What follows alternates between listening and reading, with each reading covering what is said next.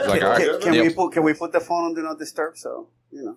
No, I can we do whatever I cannot. want. How about that? No, we cannot. You know, because we're about to do a podcast and you're in your phone. Is that what we're doing? I'm waiting for the podcast to start. No, we're waiting on you, bro. You're not waiting on me, bro. I see you like deep into that conversation. Oh man, that's a good conversation. Okay, well, I'll tell you what. Conversation. You tell that person that you're about to do something that you. I told that guy when he said, "Hey, you fucking do nothing. You get on your fucking phone and answer me. I don't give a fuck if you're talking to God. You better click over to see what the fuck I want to." Is that what he said? That's what he said. And then I was like, "Hey, listen, man. Did he give you his whiskey? Well, he did, and I told him it should be a proper 3 instead of proper 12 because that's maybe 3-year-old whiskey, too young. It's not 12 years. Yeah. It's 40 proof. It's not really that strong. It's a party whiskey, though. There you go. It's a party whiskey. You can drink it. Wait, so have you actually tried some or not? Yeah. Yeah? No, I lied. Oh, okay. I was like, I don't know, man. But what I did do... I feel like everyone's got a bottle of that. The first thing that I did do, though, was I hit up the reviews. Yeah. And in the reviews kind of broke it down, you know, neat with water and so it's a mix. Ice. So it's a mixer. They explained it. It's not really savory. It doesn't have a bunch of complex flavors. It's not aged. So it's a mix. Yeah. So it shouldn't be called proper 12. They're like jokingly, it should be called proper 3 because it's about 3 years. Yeah.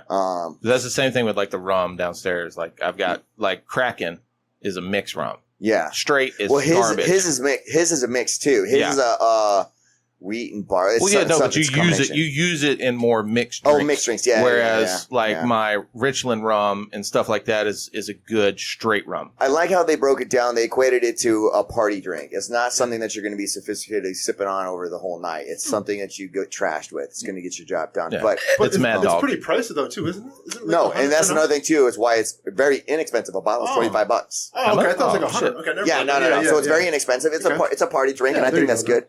And they said more than likely over time it will evolve because it has more time to be in barrels. But literally, it's only 3 years since he started that project. So it's not really proper 12. It's proper tree. It's a proper tree. Proper tree. Proper tree. Well, we're live. Oh, wow. Okay. Please allow me to introduce myself. I'm a man of wealth and taste. Yeah. Okay. Pleased to meet you. Hope you guessed my name. And I'm here with my co-host. Art of War. Across the table, we got Matador Roja, a.k.a. All of it, yo. All of it.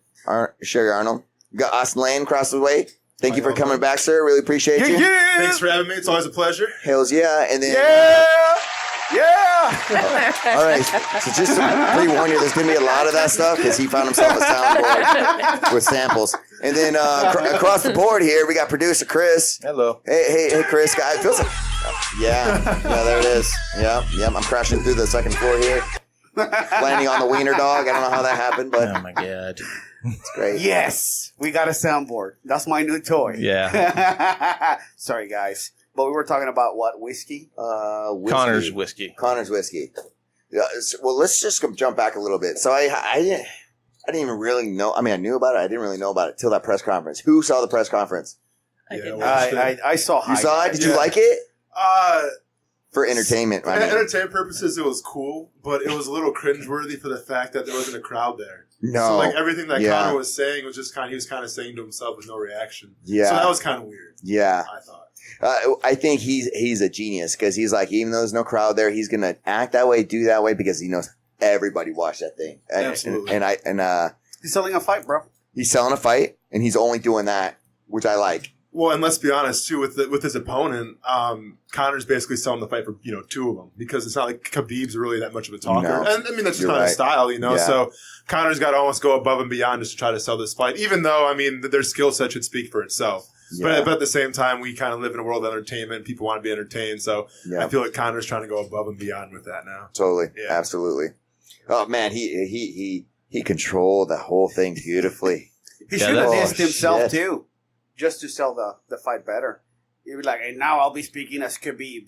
And diss himself. That would be hilarious. That's going to be his next thing. It's funny. I was driving back from St. Pete, so I kind of went down a rabbit hole of just breaking down the whole Conor McGregor train and how he does all his press conferences, how he does all his entertainment, and each one gets more and more and more extreme, right? Yeah. So you can't go to that crazy extreme and then come back and be dull and muted. right? Because if you do, you're not selling fights. You got to go one step more. And granted, he can't throw a dolly through a bus anymore, but he can talk about it, and he controlled that conversation, and that was pretty crazy. So I think that even was more elevated from the whole dolly incident. It didn't look like much of a conversation because it was just him talking from what I saw in the highlights. Pretty much. And then whenever Khabib went to go talk, right? Yeah. Well, and there's a few things too where Conor got a little personal about, I think, like Khabib's religion. He started to make some points about that too, which, I mean, I feel like, there's kind of crossing a line, and Conor might have crossed it a little bit. And the sad thing is, I feel like Conor could take it a step farther too. Like, I feel like it's not going to be over. I mean, there's going to be some more stuff coming. For sure. Yeah. And speaking of crossing the line, so I'm going to segue into this here and then go into that really crossing the line part. But he was really kind of putting Magomedov against Putin. Yeah. Did you see that whole wordplay that he did there? He's like, oh, you're disrespecting your president? Because you can't disrespect that president. No, because you're a coward, you're fearless. They'll put what in your water? What is it? Cyanide? No, bro. No. Radiation. Like, it's radiation. They, kill you that way. Yeah, they'll put a little radioactive pellet in you. Yeah, fucking dead. But anyways, where I think he went overboard is when he said that if he would have came off the bus, that he would have actually killed him and he would be in jail. Yeah. So it goes from typical fight talk of I kill you, as in I'm gonna beat you and Bro, so on and so forth. What's the difference between him and you? You talk about shooting people. Allegedly. Allegedly, I talk about how it's illegal to shoot people, and I can't do what I want. Although I could if I want to. I just haven't done that. I'm not naming any names, am I? No. Am I? Although, anyway, continue. I'm sorry, I interrupted. Just kidding. Anyways, my bad. So yeah, there's definitely a big difference between me and Conor, because Conor's actually going through litigation and that kind of stuff, a bunch of civil suits, and that's just not the case with me. So I heard that Rose is still traumatized over the whole I read incident. that too. Oh, it's like. It's been months. I don't know if she's traumatized or she's just pissed. I think that girl's pissed. They said she's traumatized. She doesn't want to leave the house. Yeah. I mean, I don't know. I don't know her mental state. That sounds like something deeper. I don't know her mental state. There has to be some other issue with her. But like I said, I mean, it was traumatic for her, for sure. And she's kind of had a hard upbringing, if I'm not mistaken. Yeah. I mean, I don't know her whole story. I don't want to comment on it. But from what I've heard, from what I read, she's had a hard upbringing. So... to have a chair or whatever, a dolly go through the window, I feel like wouldn't affect her that much. But I guess who knows? Yeah, who knows, man? It may have triggered something. Yeah, it's kind of. I haven't seen anything for any future fight news from her. Title fight. I haven't heard anything from her. Could be, It's because there's no one for her to fight. playing up, pain and suffering too. Because she's got or she'll have a suit. She's probably got a suit coming. Oh, for sure. Or Michael Chiesa, he has a suit too, right? Yeah. I think everybody on that bus just went, yes! We didn't make some money. And we don't even have to fight. What? Ray Borg's like, I'm going to get me some of that Mayweather money. Yeah. Oh, yeah. Oh, speaking of, so that conference, speaking of Mayweather, apparently it was more views than the whole Mayweather-Conor McGregor views. The fight? Put together. Yeah. Really? No, the fight, no, and all the build-up.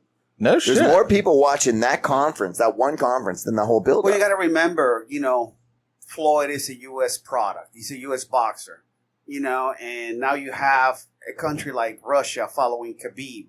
So you got... I think you're 100% right. We have all of America, all of Ireland, and Russia. How many people Russia's is that? a pretty big country, man. Yeah. Huge country. Yeah. Huge country. Oh, this will be the biggest pay-per-view. And it will break. Vladimir Putin already said that they're going to hack the servers and everybody going to get that shit for free. Hell yeah. Dude, really? Oh, yeah, man. I'm kidding. Allegedly. He could. Hey, man, you talking shit about Putin, bro? That's good.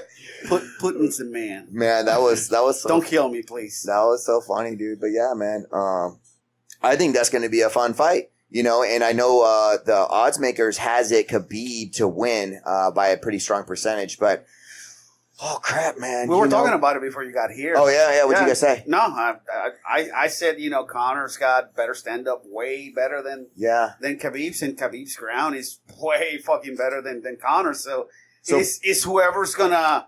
If the punch lands first and he knocks him out, that there's not going to be a ground, Do you think all the work he's done in camp over these last 2 years is prepared for him to stay off the ground? For the last 2 years. You don't think he's been training? I've been seeing little montages pop up here and there. He's been training the whole time. Yeah, he's been training. This guy, he hasn't taken. I know that Michael Bisping criticized him because he had no wrestlers in camp. He does have wrestlers in camp. I'm pretty sure he does. He does have wrestlers in camp. I don't know. Well, Michael Bisping. Maybe he was. Okay. Maybe I love that dude. I mean, I hate that dude, but I love that dude. But he is a shit talker. Well, maybe he was so much so that one eye don't even want nothing to do with him anymore. He's just looking out to the side like, hey, man, I don't know what that dude's saying. That dude's crazy. Hey, bro, are you making fun of his disability? Well, yeah, sure. If it's a disability.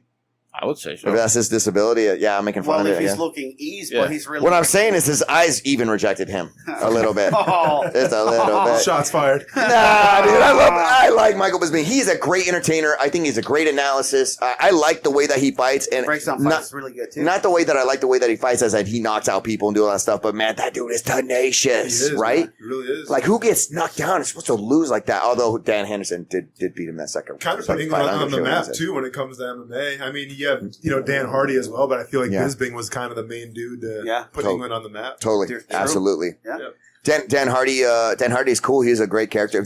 Do you remember watching that one fight when he had, was it red contacts in his eyes? He fought with contacts in his eyes. He had the mohawk and everything. Yeah, I can't remember who I want to say, was it GSP? Maybe it was GSP. That's crazy to me. I'm like, you put stuff in your eyeballs. It's like homeboy with a toothpick in his mouth. Fucking Ben Henderson. That's insane. I'm like, dude, you would just contact's cool, whatever, man. But a toothpick in your mouth when you're fighting is just on a different level. Imagine getting punched and that shit going through your skin. That's just knowing it's there. Why did he do that? That's his thing. Keeps him calm. He said it's something he's always done since he was a kid, so he just got used to it. Yeah, so weird. It's like part did of he his just put mouthpiece. it underneath his mouthpiece and then? I have no idea. No, he would. No, hide it in but his like cheek. to get through. Yeah, guys in his cheek. So weird. Because all they do is you basically just have to smile. Yeah. Show you that you have a mouthpiece in. Yeah. So it's crazy. It makes me think of those like But they'll check behind your ears. What is those like those Mexican gangs? And they had the razor blades to pull out. Got you way. You've been watching way too many. No, they put that razor blades in their mouth. You don't know about that? Oh. That's your people. Bro. Yeah, look it up. Your people. Oh no, wait! I got the razor. Hold on. Is that how you guys got down in Detroit? No, I don't think there was that many Mexicans in Detroit. Oh, you were the only one. Where my school was mostly white and black, straight white and black. We had like one Asian dude. And one Mexican, you? I'm like half. These guys. It was a. And now representing Mexico in field day. Right. Hold on, Hardy. I'm like mowing the lawn. I'm like, I fucking hate this shit. Half of me's conflicted. You shouldn't be doing this. You should hire somebody. The other half's like, come on, man, get done. Just kidding. Yeah. Okay. Anywho, moving right along. He makes fun of Mexicans all the time. Did you ever listen to the episode Really, Really Mexican Art? I did. Yeah, no, I did. Yeah. That was kind of funny. Yeah. I liked me, even though I wasn't there. Yeah, I liked me better. No, I heard that one. Yeah. Yeah, with your got fucking pulled from knee-high, YouTube. I don't know why. Your knee-high socks and your fucking flannel butt. Yeah, he got pulled from YouTube. Aggressive. I'm pretty sure it's because they think you're racist.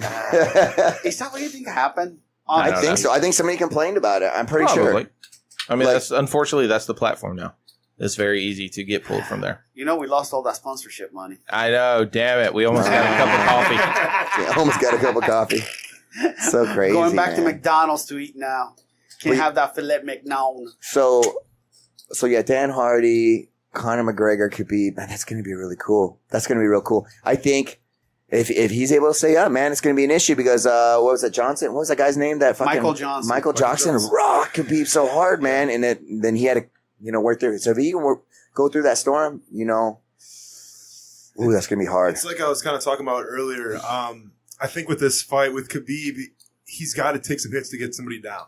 It's not like a Chad Mendes where Chad Mendes grew up with an explosive wrestling background. Mm-hmm. Khabib's got that sambo. So it's a little more finesse and technique as opposed to just all-out brute strength, power, explosiveness. So I feel like if Khabib wants to get Conor down, he's got to eat some shots. And knowing Conor, man, all it takes is one shot. Bro. So I don't give out my prediction yet, but I think Conor might, he might have a chance. Sure. I think I'm with you in that. Yeah. And I'm going to be honest, and I like Khabib. I like the way that he fights. I'm a grappler primarily, obviously. You know what I mean? But you're hoping for Brandon Conor? No. Conor has grown on me. In the beginning, I was like, nah, you're fighting this guy, he's And then it's kind of like over and over and over and over again. I'm like, then the whole Aldo thing, I was like, oh shit, man, 13 seconds. Is this real life? Yeah. It's real life, bro. You know, and then. Well, that and then the Eddie Alvarez fight too was even he more pissed insane him off. to me because Yeah. with all the fight, like, I can see it. Aldo got clipped, and it is what it is. There wasn't all those nights, but with Alvarez, I mean, you can tell like he just out technique, out classed he just him. pieced him up. Like it was nothing. And they're saying when you do get him to the ground, it's still really difficult to do stuff with him. So I'm not sure what he's doing.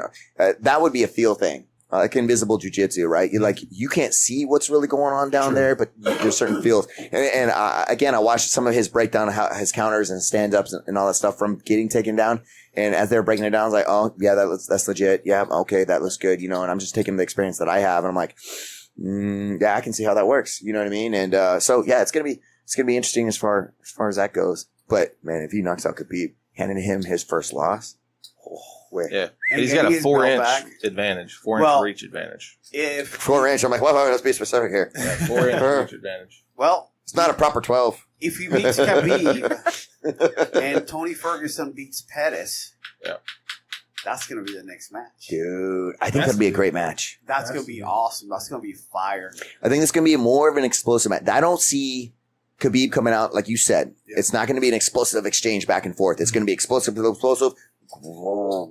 Drag that deer down and try to drown him out. You know what I mean? And the deer pops back up, and then who knows? We'll see. Well, I think Tony's even more dangerous matchup for Conor than Khabib is. That's what I'm saying. Honestly, I mean, Tony's got because if one thing Conor's had trouble with is it's the reach. Mm-hmm. You know, when he fought Nate Diaz, he wasn't used to because Conor's used to being the bigger dude, and Tony's obviously has that freakish wingspan. He's got the ground game. He's got the unorthodox striking. So.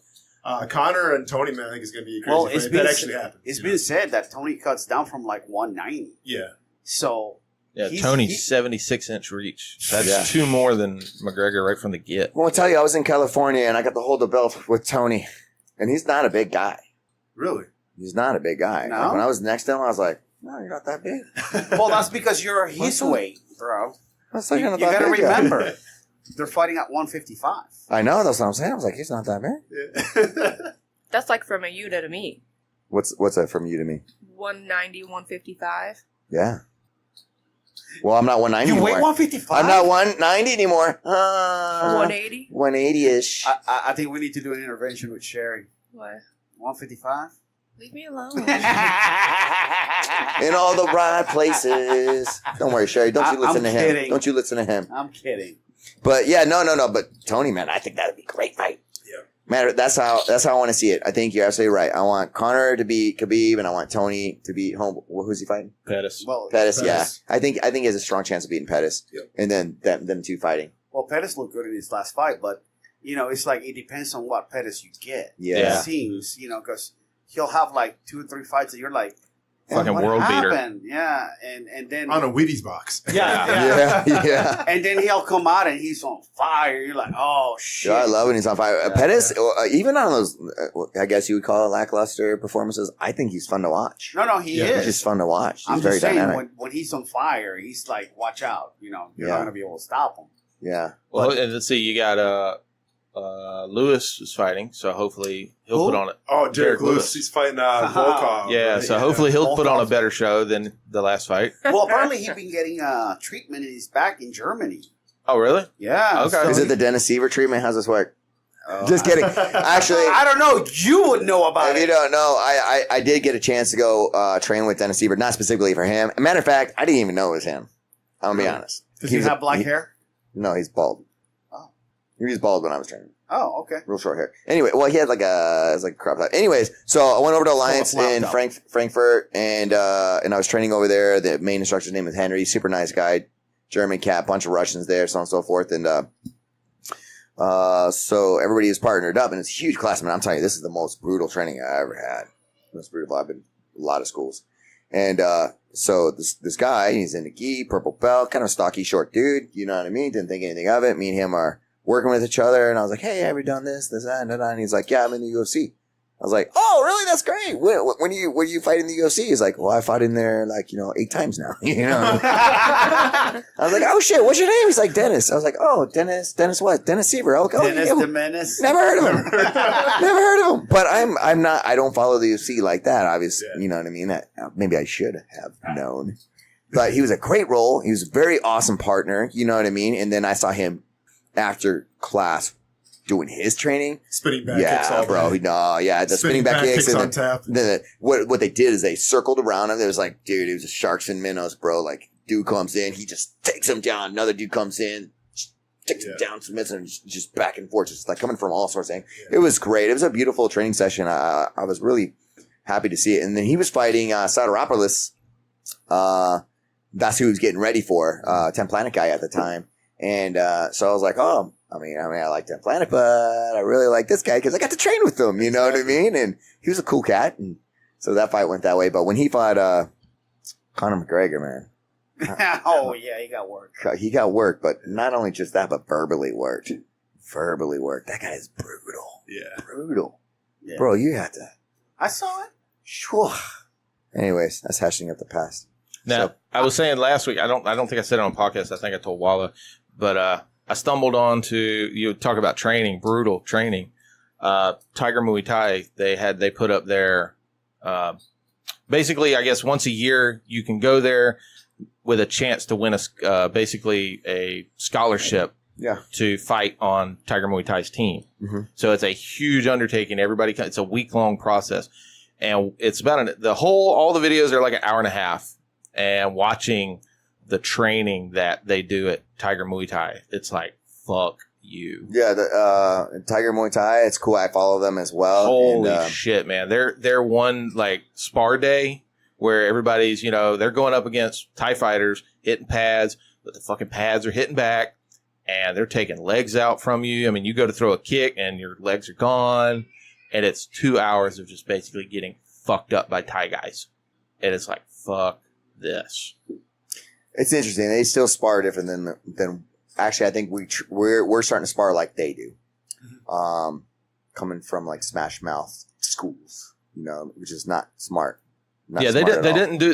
There wasn't a lot of head kicks. There wasn't a lot of Say they're pretty. At least they're. But they took the wind out of you. Like you'd come in, if you didn't come in quite right, it was just a teep to the gut, and you doubled over. Nope, wrong. Do it again. Dude, I could totally see Chris going over, trying out, and then coming. Here comes back, the soundboard, and then coming back to our place. My name is Jeff. His brain's not working right. What was your name, sir? What was your name?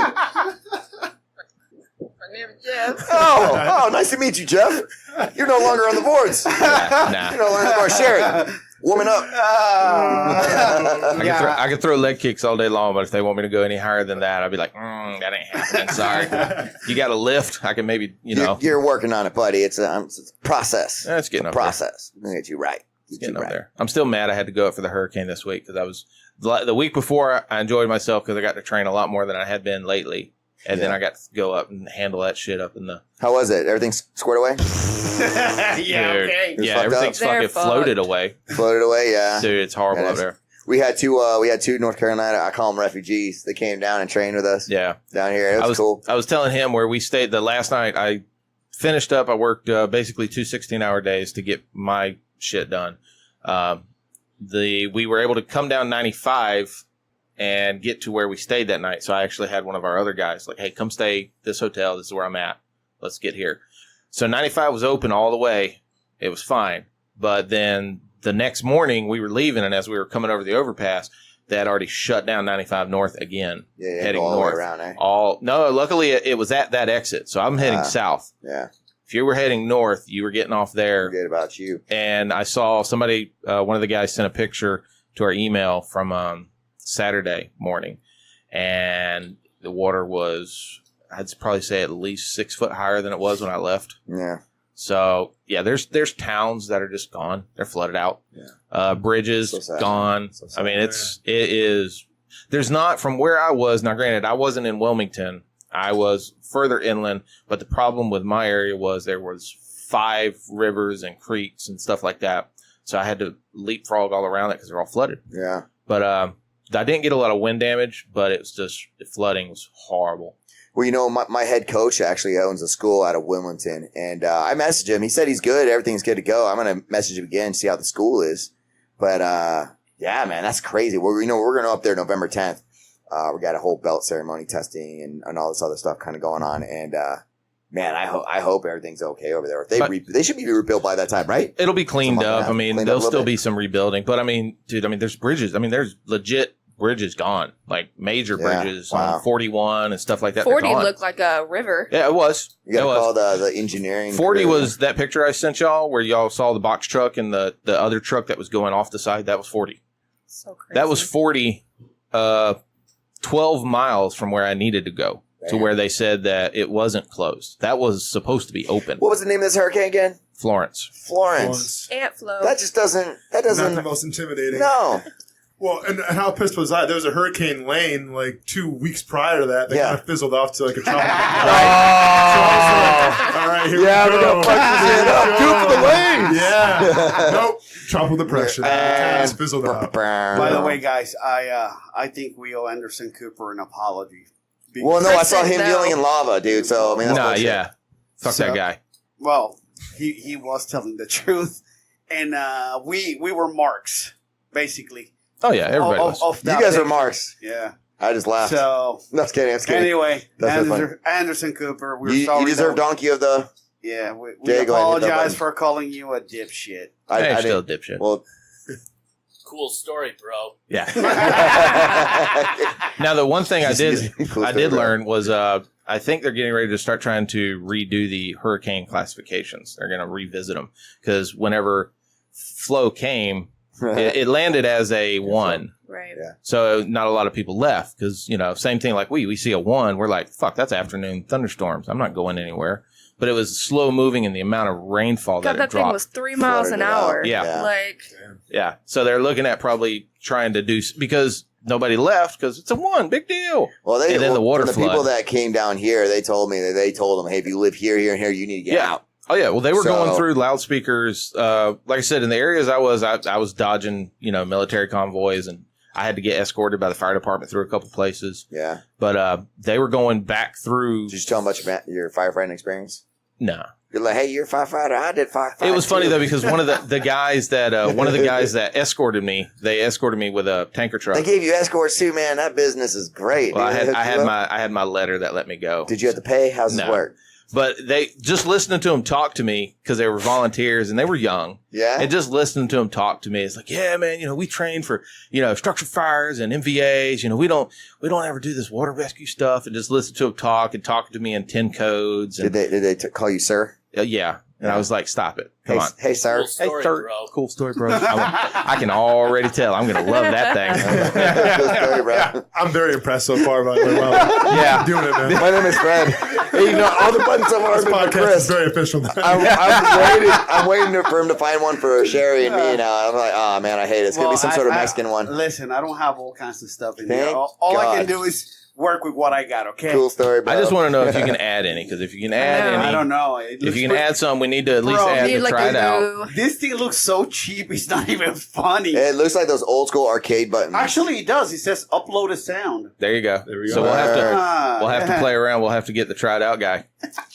No. So yeah, I think you're right. Probably copyrighted.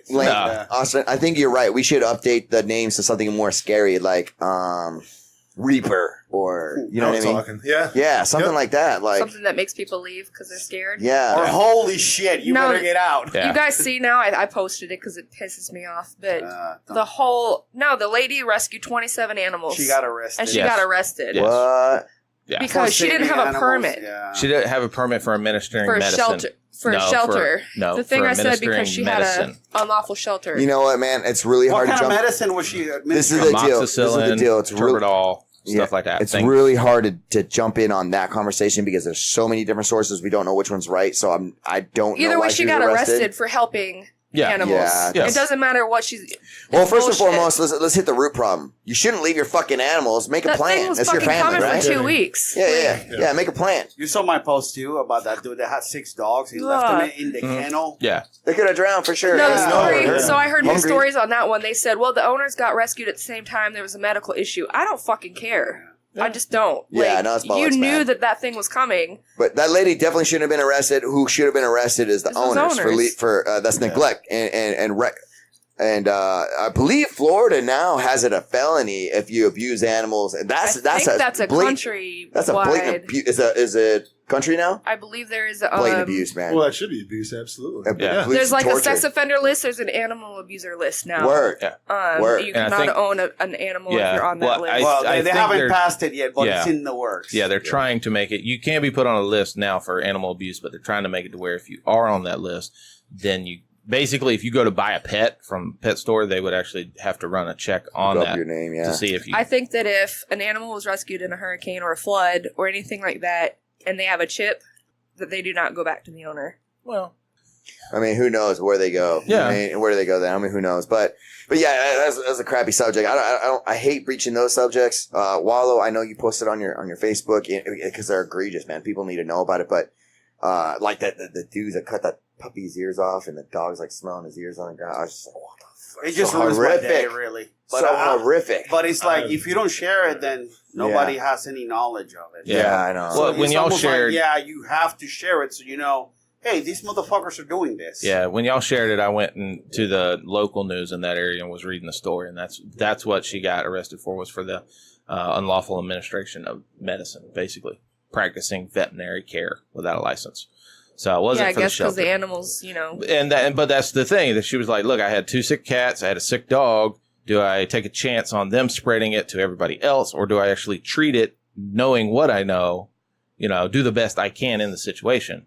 Unfortunately, the thing is the DA is the one that they handed it to the district attorney in that area. They should have made a case by case basis on the law. There should be a good Samaritan Law situation going there. You know what I mean? I'm sure she's not going to get. No, with all the public outcry, they'll probably be like, "Yo, look, man, we are bad. We backing off. It's cool."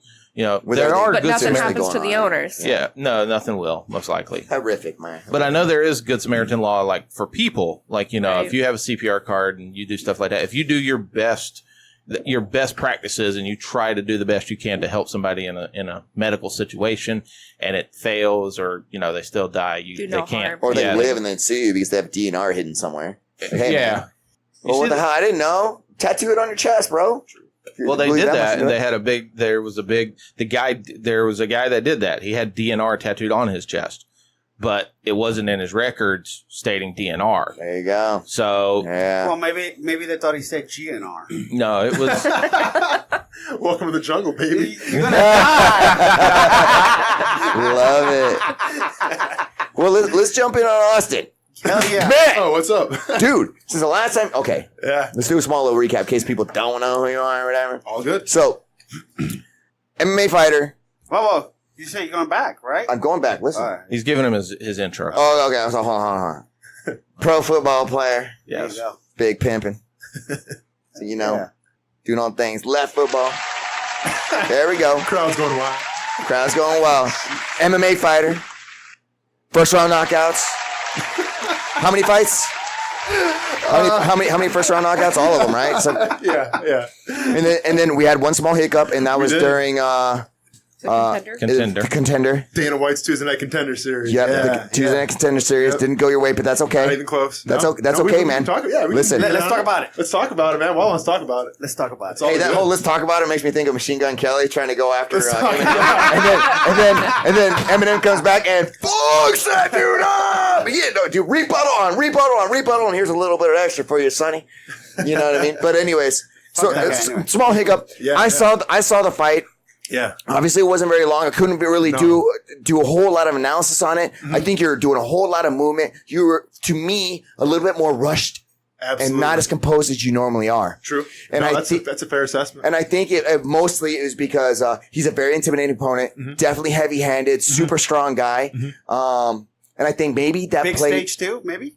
Big stage. I don't believe that big stage affected you. No, it wasn't the big stage, because I'm used to being on the big stage. Yeah. For me personally, it was more about I got to knock this fool out in a round. Yeah. That's kind of what I'm known for. Yeah. In retrospect, obviously, it's 2020, but looking back on it now, going from southpaw, overcommitting with that left cross to the body, not smart.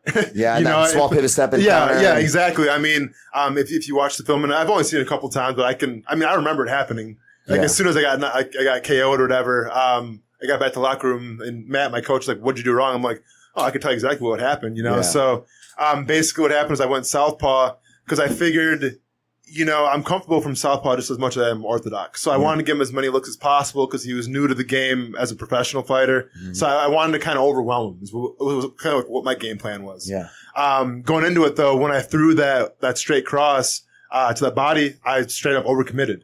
Yeah. And when I overcommitted, I was on my front foot. I couldn't get back. And then, my hand was down as well. Yeah. And he just countered with that right. And then that was it, man. So, obviously it was a learning lesson. It sucked, it definitely wasn't a fun experience, but at the same time, man, I'm still doing this damn thing, No concussions, no nothing. No concussions. Well, that's funny, man. So after the fight, like the doctor was talking to me. He's like, do you know where you are? I'm like, yeah, I'm in Vegas. He's like, do you know what day it is? And obviously I'm kind of a pissed off mood. So I go, well, do I know what day it is? Well, it's Dana White's Tuesday Night Contender Series. So it's probably fucking Tuesday, isn't it? Which is not your normal character. No. You're definitely upset. You're definitely pissed. I was just pissed off, man. Obviously, that wasn't the show I wanted to have. But like I said, man, it is what it is. And the story goes on. So real quick, though. I want to go over this because I think it's so important for fighters to have this kind of mentality that you have. Mm-hmm. And that's the rebuilding portion of it after the fight. Mm-hmm. Now, you know exactly where you went wrong. Yep. How did you deal with the emotions afterwards? Because it's one of two things either happen, right? Or two things happen. I think you maybe even made a post about it. But one is you kind of find out who your real supporters are, right? Absolutely. They'll support you like, hey, I don't care, champ. You get them next time, so on and so forth. Yeah.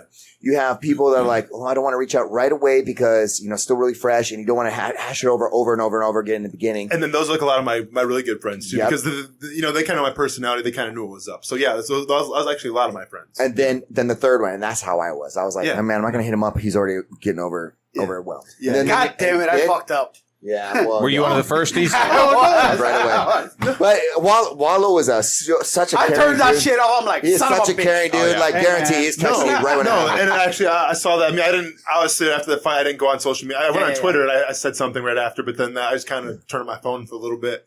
No, I saw what you put and I appreciate it. It's more so the people that were wishing me, hey, good luck, everything, man. Like, we're rooting for you. And all of a sudden, after that loss, then silence. They're nowhere to be found. Well, I was going to go with the third one. And so you have the ones right initial, your friends are kind of like back off a little bit, let you have some space. And you have the third, which is like, that guy's a bum. Yeah. He's a bum. Yeah, I told you from the beginning, man, those were lucky knockouts. Yeah. He's a big guy. That's the reason he got those and so on and so forth. And you're like, holy fucking shit, man. Did you actually watch the fight? Did you watch how the rest of these fights went? Yeah. How can people, and it goes back to our previous conversations on how fans are so fickle, can turn on you just like that. Yeah. And you know what I mean? The fair weather fans or whatever it may be. Yeah. So dealing with the third, we know we're dealing with the first and second pretty easy. Yeah, that's easy to deal with. That's support. But dealing with the non-support of those people, when you put out that post, was it because you had read something or somebody had said something to you, or was it just kind of how you were feeling at the time? It was just how I was feeling at the time. So, right after that fight, probably an hour later, so I'll kind of take you through what happened right after the fight and stuff like that. So went to the backstage. I also just kind of wanted to be by myself for a little bit. So, my coaches kind of went off, my cornerman went off, and I was just kind of by myself chilling, trying to gather my thoughts of what just happened. Got back to the hotel, was still just kind of chilling by myself, and I'm like, well, the last thing I want to do is run from the situation. Yeah. I don't want to turn my back and act like it didn't happen, because it happened. Good, bad, or different, it happened. So I definitely wanted to at least give a shout out to the people that were supporting me and things like that. So I actually went on Twitter, then wrote a little post, basically said, listen, as far as the shit talking and the negativity, dude, I can stand in that storm all day. Yeah. That's not going to affect me. What hurt me the most was the people that were looking up to me, that were cheering for me, that might have felt disappointed. Mm-hmm. Those people, I felt bad for. And that's kind of what I said on Twitter. So I did that, man. Obviously called my wife. My mom called me. I talked to her a little bit. And, she always had the same thing whenever I have a bad situation. She's like, obviously it sucks right now, Aus, but guess what? The sun's going to shine tomorrow with you. So you might as well just make the best of it and just keep driving forward. And that's what I did. So, great advice. So after I talked to, some close personal people, I went to In-N-Out Burger. We did 3 double cheeseburgers animal style, and then 2 orders of fries animal style. And that helped a lot. But what was different was when I was eating, I guess I should have figured it out, but it was obviously over Twitter and stuff like that. So there's actually this group of teenagers that I was sitting next to. I could hear him kind of giggling and stuff. I'm like, okay, I'm not paying attention. And they actually showed me the cell phone. And it was like the video of me getting knocked out. They're like, are you this guy? I'm like, yeah, that's me, man. So right away I kind of had to deal with that a little bit. So should have knocked them out. I know. For sure. So I'm leaving Vegas to winner, motherfucker. Yeah. You're going down. It's rough. It is rough. And coming from football, I felt like helped me out a lot just because you're used to that the competition, winning, losing. The difference between football though and fighting, and I've said this before, is the fact that with football, if you make a bad play, you always play the next play. There's always gonna be like another chance, another series, whatnot. In fighting, man, you make one mistake, that's it. That could be it for a couple months till you fight again. So I definitely had to kind of just sleep with that, live with that for a while. The first week was a little difficult, just kind of getting back in my routine. But I found, obviously, surrounding yourself with the positive people, training, man. Like when I got back home, like I said, my concussion wasn't that bad. I had 0 injuries. I went back to training, man, because I felt like when I was training, I wasn't thinking about the fight. I was having fun. I was enjoying myself. So I went back to training. And then just a lot of self-reflection. Yeah. A crazy thing, and I'm sure you can attest to this too. Like when you want to fight, a crazy thing happens where everyone kind of gasses you up. Everyone's like, dude, you're a badass. You're going to go all the way. And you have all this support around you. But then when you lose, it's not there anymore. And you're kind of, I don't want to say you're like in isolation, but it's more of just yourself. Yeah. And when you're by yourself, that's when the growing starts. It's hard to grow as a fighter if you have people telling you all the time how badass you are, how good you are, how far you're going to go in life. It's those moments when you have adversity, when you're kind of all alone, you can self-reflect, see what you did wrong, see what you have to improve on. That's when you make your leaps and bounds as a fighter, I think. Yeah. I agree. Yeah. And you know what? And we had put the mic to your face, bro. We had Richie Martinez on. Okay. And he kind of, do you know who he is, right? I've heard the name. Yes. Boogeyman Martinez. Yeah. So he did MMA as well. And when he was talking about being in Dubai, he explained. Yeah, he was flown out to Dubai to do an MMA fight out there, and he had lost, and he kind of like the similar experiences you're talking about, like all this hype and all this other kind of stuff. But episode 22, people. Yeah. Once you're by yourself. And you have to do that introspection. You have to look into yourself and see where I went wrong, what I want to do with life, where am I at, what's the next step, so on and so forth. It's something that I don't want to say normal people, but average people will never ever have to deal with because they're not putting themselves out there like that. Yeah. So for the fact that people are putting themselves out there, like you and Boogie and a bunch of other people, for other people's entertainment, so on and so forth. Even if they lose, they should always keep in mind that they're humans and not to rail on them. You know what I mean? Not to call them these crazy names. We kind of goof a little bit, but you need to be a little bit comical with it and not derogatory and try to break somebody down. I think too much in life right now, humans are just trying to break other people down and try to bring themselves up. Yeah. But you're never going to make yourself shine by dimming somebody else's light. It's never going to happen. Yeah. So. I think that Rogan explains that the best. Yeah. He basically says those are people that are not happy with themselves, so they're just trying to bring that other person down. Exactly. Mm-hmm. And the way that they do it is by being hateful on social media. Yeah. And so by the way that you're doing that and how you're carrying yourself, man, I think you are definitely a role model and a someone to look up to on how to deal with adversity. Because you've just been winning this whole time. You've got one small hiccup. Yeah. What's the next step for you, my friend? So the next step's actually next Saturday. I'm fighting for Island Fights 50 in Pensacola, Florida. Dude, that's awesome. I know. I'm fighting a dude by the name of Frank Tate. He's 4-4 as a fighter. He's a straight up striker. I'm a striker, man. So it's always going to be a good show. But dude, like I said, after that Hardy fight, I was training right away again. You know, so this is it's definitely been a long fight camp for me. Mm-hmm. I've been staying healthy, knock on wood, which is the most important thing. And dude, my mindset's great, and I'm excited to roll, man. Good. Have you seen any tape of the guy? Of course, yeah, of course. So he fought in Bellator for a fight. Okay. Punches in volume. He's not necessarily a knockout puncher. He can definitely knock you out. Okay. But like I said, he's got the reach. He's got like an 82-inch reach, about like what I. Yeah. Shit. How tall is he? Jones reach. He's only like 6'3" though, 6'2". So he's like a little. You said only 6'3", 6'2". Me and you were like, oh man, I was sorry guys. Yeah. No. It's cool. I tell all my tall students, I'm like, I'm so jealous of you. You have the perfect. You don't even know. Dude, I always do that. Man. Being 6'6", dude, like you gotta understand that's short to me. So I'm sorry. Yeah. No. But no, so he's a really good striker. Obviously, we've been working on some things, and another thing too, coming from that last fight, we went back to the basics. Yeah. I think especially nowadays with there's so much information on YouTube, on Instagram that you can watch with fighting that, you try to add some stuff to your game. But like sometimes you fall in this rabbit hole of like, well, this guy is doing this, looks cool. Like, I want to do that. And sometimes following the trends. Yeah, exactly. Yeah. And sometimes you kind of look over the basics. So we went back to the basics for this camp. Okay. And I think that's going to be where I'm going to shine for sure. So you're gonna, as far as like defensive basics no, everything. Yeah, defensive basics, footwork, basic combinations, not trying to switch so much, going back to like southpaw, orthodox, just getting good from orthodox first, then go to southpaw, stuff like that. So I was kind of looking at it too, and I'm not really drawing the comparison, but what I was thinking in my head when I saw it was like, you switching back and forth like that kind of remind me of a Dominic Cruz type style. Was that an influence to you at all? Not so much Dominic Cruz, but definitely TJ Dillashaw. TJ Dillashaw, because he does the same thing too. Yeah, absolutely. Thing. Like I said, with that technique, it's more about just overwhelming your opponent. Yeah, because that's one more thing that they have to think about is you can go orthodox, southpaw, come from different angles. Yeah. But at the same time, when you do that, well, then you got to remember that you're seeing punches from different angles too. Mm-hmm. So, like for instance, in camp, I went southpaw a little bit, but I wasn't seeing the necessarily punches coming at me from southpaw like I should have been seeing. Yeah. So that's kind of like where I hit a little roadblock there. Yeah. Okay. So as far as predictions for this fight, I always hate to do the prediction. So I listen to interviews and I'm like, all right, what's your prediction? Yeah. Well, I'm gonna win, motherfucker. Yeah. Okay. Prediction is so that's what's gonna happen. But how do you feel that you're gonna do during this fight? What is your prediction? It doesn't have to be I'm gonna win. I know you're gonna win. I know you're gonna win. I'm gonna predict violence. Violence. That's a good safe way to. That's a good safe prediction. Yeah. Obviously, there's a lot I have to prove. There's no pressure on me whatsoever, though. Like coming off a loss, obviously, you want to put on a good performance. We have a great game plan. Obviously, I'm not going to really tell it over the air just in case someone else is listening. But I'm confident with this game plan.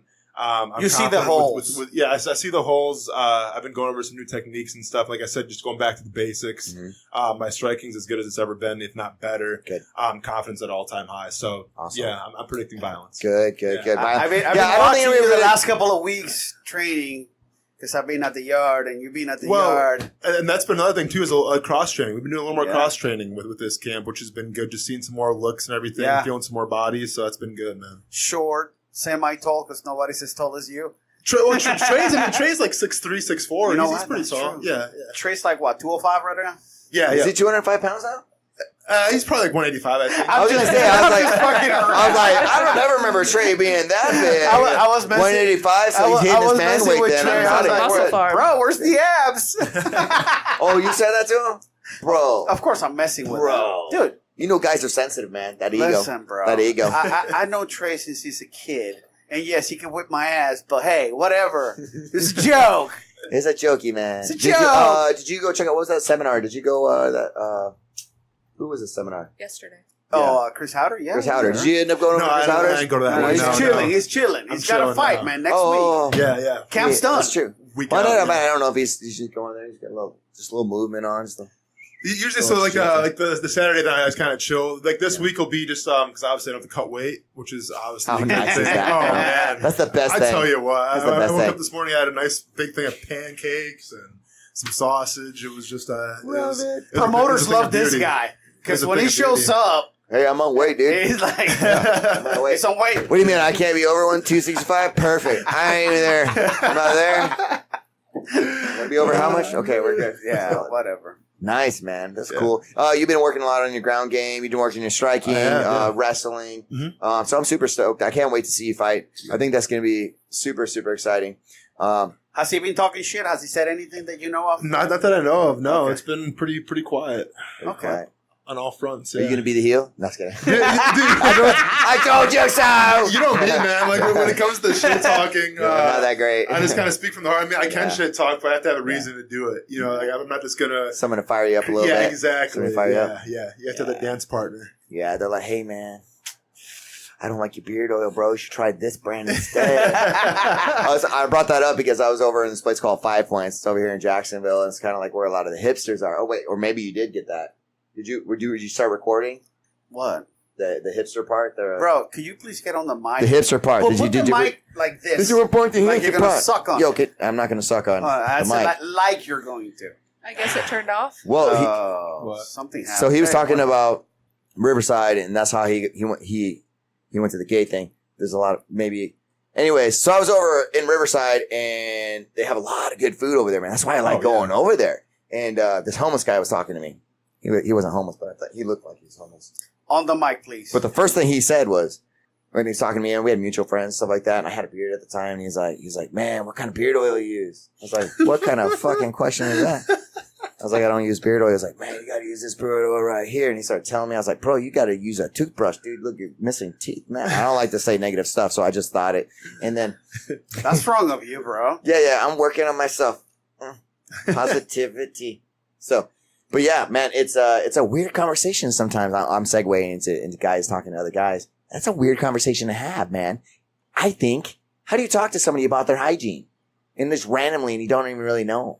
You don't. Is that something that you do? Is that a thing? I don't know. You don't. Or maybe it's just a cultural thing of like the hipsters. Like, bro, ride a bike, drink cold brew coffee, beard oil. I'm all about those IPAs. IPAs? Yeah. IPAs are pretty good. Careful. IPAs are pretty good. Here's the one that I always got, like, in public, is like, hey, dude, like, how much do you squat or how much do you bench press? Yeah. Like it really matters. And, like, and I always have this thing play out in my head where dude will ask me, he's like, how much do you bench? And I'll be like, I don't know, like, maybe 370, 380. I got long arms, dude. You know? Yeah. He's like, oh, only 380? I'm like, yeah. You use the lift, 380. Bro. And then, like, I'll answer that, and he's like, interesting. And, like, I guarantee you, like, with that look, he goes back and tells his wife, like, guess what, babe? I can bench press more than Austen Lane. Like, let's go to bedroom right now. You know, like, it gasses him up, man. But it's always such a weird question. Like, who gives a shit? It really is. It really is. I'm telling you right now, it doesn't equate to fighting because I was a powerlifter and bodybuilder before I started doing any kind of martial arts, and it does not translate. Yeah. It doesn't. Like, I can bench 380 and knock you out in 15 seconds. Yeah. Take that back to your wife. Yeah, no, you're right, though. That is kind of weird. Yeah. I always wondered about that, too. And like, even when I had first approached him, we talked about this previously, it's like, when you approach somebody you don't really, really know, but they're known for something, you know what I mean? Like, you don't know how a person is approaching you. You don't know if they're coming at you, like, with some shade, or if they're coming at you with, like, an admiration, or, you know, so, like, is there a way that you kind of deal or feel it out? Or if somebody is throwing you shade, how do you try to navigate that whole situation? As far as you asking me? Yeah. Well, I'm on the positivity kick and I'm trying to follow you, right? Yeah, no, for sure. You just gotta be yourself, I guess, man. Yeah. You know, I always try to be respectful. Because you don't know, you don't know if someone's gonna be all there or not sometimes. Yeah. So like you always try to be respectful as possible, but yeah, dude, I mean, I've obviously encountered some, as we all have, I'm sure, encountered some weird conversations out of the blue from complete strangers, but I always just try to have fun with as much as possible, and until it gets to the point where it's like, all right, dude, I gotta go. Yeah, time to go. I make no bones about it. I turn my back on them and walk away. Well, to each their own, man. You can do that. I can't do that. I don't know. It's really hard for me. The thing is, you got to, because, you're mostly known football. Mm-hmm. Okay. And, Jaguars have been here for a while. So I used to deal with quite a lot of football players in one of the places I used to work. Okay. One of the biggest things I found out, the easiest way, is I just talk to you like I'm talking to you now. Oh, yeah. You're nothing special. You're a guy. You're exactly. dude. Same dude. Okay, first off. Wait to put her. First off. No. I'm 6'6". Exactly. You're 5'2". No, he absolutely hit around that. He's a guy. Cool Guess story, what? bro. Yeah, cool story. He wants to play the same fucking games I want to play or some shit like that. So I'm just going to talk to him like a normal person. Now, doing that. Yeah, but he can play football. Yeah, he can't. But that's just you, on the other hand. But that's his skill. Yeah. And so you can play Street Fighter. He's a good Street Fighter. Exactly. So you don't know like, those, but dudes can make millions of dollars playing Street Fighter these days, man. So like one of the two biggest guys I had that I wound up with a real good relationship with was Keenan McCardell and Jimmy Smith. Yeah. Both of them. And just talking to them, got to know them really good. Got to the point where, I'd see them come into the store and all the shit they'd have to just eat and deal with. Yeah. And I'd be like, yo, look, if you want, here's my number. Call me. Let me know you're coming. I can go ahead and run all your shit right now. Buzz me and let me know you're here. Just meet me at the back door. You don't have to come through and deal with all this bullshit. Now I got your number. I never kept it. I just answer it normal. Yeah. Do you have that? But that's You how have I that? deal with them. I just, here you go. Yeah. Do your thing. Yeah. Talk to them. They're like, man, I really appreciate it, Chris. Yeah. Cool. But then what was crazy is I met another football player who I'd kind of put up on a pedestal. I was like, this dude you know what is happens. awesome. Love this guy. Who was it? Fred Taylor. Okay. Fred Taylor. Awesome guy. Yep. Played I for was the like, Gators. Yeah, I know. No, Played for the Gators. Pretty popular for sure. Yeah. So I was like, okay, he's a Gator. So that's one of my teams. I like him.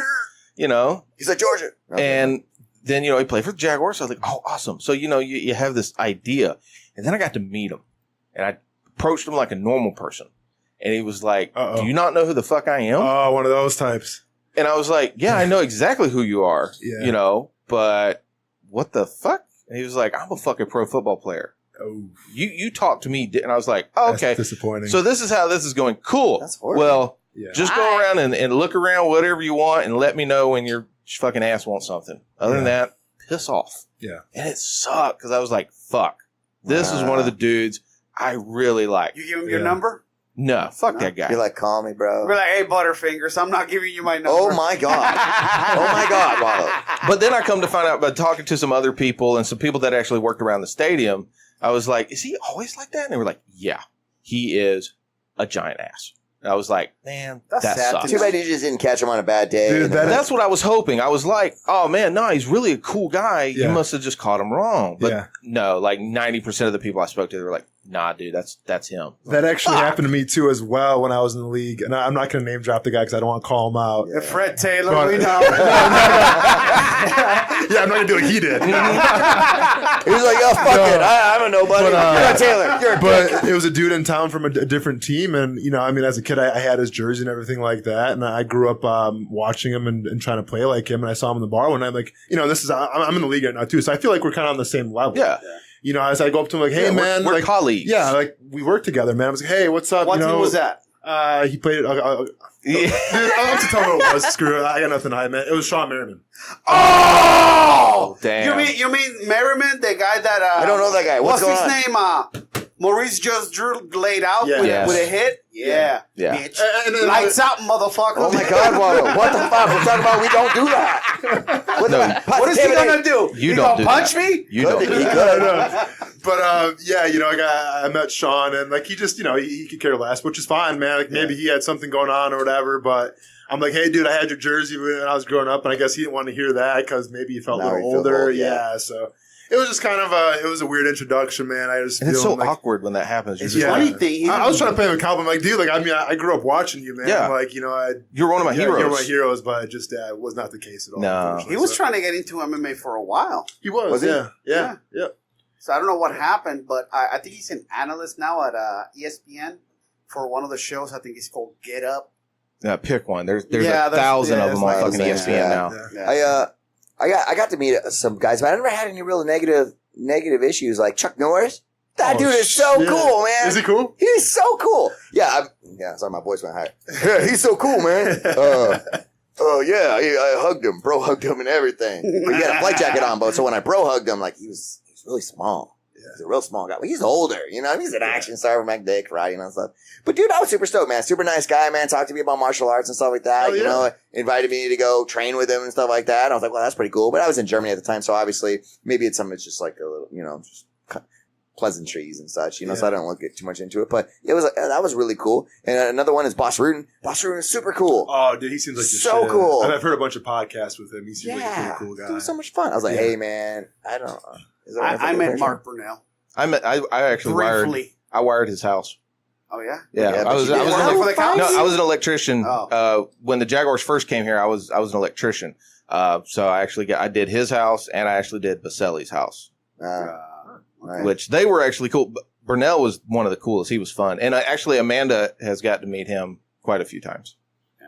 So and he's super nice guy. He's like, yeah, come on over, man. Now she could tell you some stories off air Oh. that Oh. are fucking hilarious. Why? Because it would be a HIPAA violation Yeah. if you did? Yeah. Yeah. So with that guy? No, not with Burnell. I would say you just. But some of the other younger Stop guys now. that have Stop come now. through, some of the shit that's happened, Yeah. some of the dude chopped his fucking leg with an axe. Oh, I Yeah. remember hearing that. That guy. In the locker room. You don't remember that guy? He was oh the my kicker. God, like people don't know that? the name to that guy. I mean, I don't know the name, but You know that story though, right? Oh, dude. I don't know Oh, that my God. story. It's one of the What? dumbest Dude, things this is in the insane. world. What? Go ahead and tell Fucking it. Del Rio had this thing. He had a fucking log, a stump in the locker room with an axe. Because I guess I did know this. the theme for this year was we're just going to keep chopping. Just keep chopping. And I guess it was like after practice or something. The kicker comes up and he's like, yeah, keep chopping. And he took the axe out of the fucking stump, went to swing it down, bounced it off the side of the stump, and embedded it into his leg. And he's the kicker. Was it Scooby? Scooby? No, it wasn't No, Scobie. No, it was one of these other guys. We'll stop But it there. yeah, Well, so how many kickers have we had? I don't well, we've know. had plenty of backups and things like that. Oh, it was a but- backup? I don't know. Oh. But I'll have to yeah, look it up. fucking put the axe in his leg, and it's like, Yeah. bro, Game you- over, man. You just game over. You just chopped the one thing you're in the league for. You know, it's not like you're going on special teams now or any of that shit. You know, because you were special teams. There's not anything else to go to now. Nothing left. I just can't imagine being in the locker room with that shit. Bro. Just goes Like, down, really? man. You watch your Let's kicker put an chop his Axe leg? through your leg. What the fuck were you doing? Oh Yeah. my God. Oh, continue. I'm looking it up. Oh no, it was a big story. I mean, it I'm was so it was excited funny. over here. Where does your wife work at? She works at Mayo now, Where did she used to work at? Baptist. The one on Southside? Yeah. No, No, I was gonna downtown, say, downtown. She might have saw me one time. No, too, she but was no, down. no, She was okay. downtown. So Chris Hansen, you Gotcha. dumbass. yeah. Chris Hansen, that's what it was. Yeah, so, you know, because Baptist was the one, because actually our orthopedic doctor was the one that took care of, was the Jaguars doctor, orthopedic guy. So she got to deal with them because she worked on the ortho floor back in those days. So she got to take care of a lot of the Jaguars. She got to take care of a lot of the players that came through that maybe got hurt during a game. They all went to Baptist, and they had a special area. Gotcha. Okay. So she was one of the nurses that helped around in there. So she some great stories, some sad stories, you know, young kids that, you know, first year in, they get, you know, almost a career-ending injury kind of thing. And it's like, fuck. You know when that happens. Yeah, you know, but there's been some of the things she's told me that I'm like, dude, that's fucking crazy. Yeah. Just some of the shit that's went down on those floors. I'm like, what? It's fun. Man, that happened how long ago? What? Oh, God, it's been probably 9 years, 10 years. Damn, I maybe. never heard about that. It was funny. I mean, I like, got really, you're a fucking kicker and you put an axe in your leg. Well, And the biggest thing, everybody was like, they were pissed off at Del Rio. It was like, why the fuck would you put a stump in the locker room with an axe, with an actual axe, around a bunch of guys who play football, who are known to sometimes do dumb shit? You know? I guess Good it's call, better than a Del Rio. chainsaw. Good call. Yeah. Good call. Hey, you know what? He didn't do too well here. He wound up going, I think he went to the Raiders. Oakland. Yeah, he went to the Raiders. And was a pretty decent coach for the Raiders. Jesus. You know? Not But- anymore. Jesus. No, not anymore. He had a axe to grind. I see what you did there. See what you did double there. entendres. Yep. We do double entendres. Eminem's last. Here we go. Let's talk about this. Let's talk about it. Literally. Y'all can. Talk about I have been absolutely clueless to this shit. I haven't Word. listened to any of this. Who listened to it? I listened to Oh, Eminem's. yeah. I didn't listen to the other guys. Yo, Dead. Machine Gun Kelly is How dead. could you not listen to it? It was like every other post. I'm like, God damn it, let me listen I didn't to click this. on it. He came out with Rap Devil, which was a come out to Eminem's surprise album Kamikaze. He dropped a line about him because MGK, Machine Gun Kelly, I talked about Eminem's daughter when she was like 15. It's like 6 years ago or something like that, saying she was hot and blah blah blah. And so when he went on this big diss track of Kamikaze, he dropped a line about him along with a bunch of other people. Well, 2 days Everybody. later, yeah, everybody. All right, I got a bit here from Rap Devil. So for those guys who haven't listened to it, here it is. Yeah.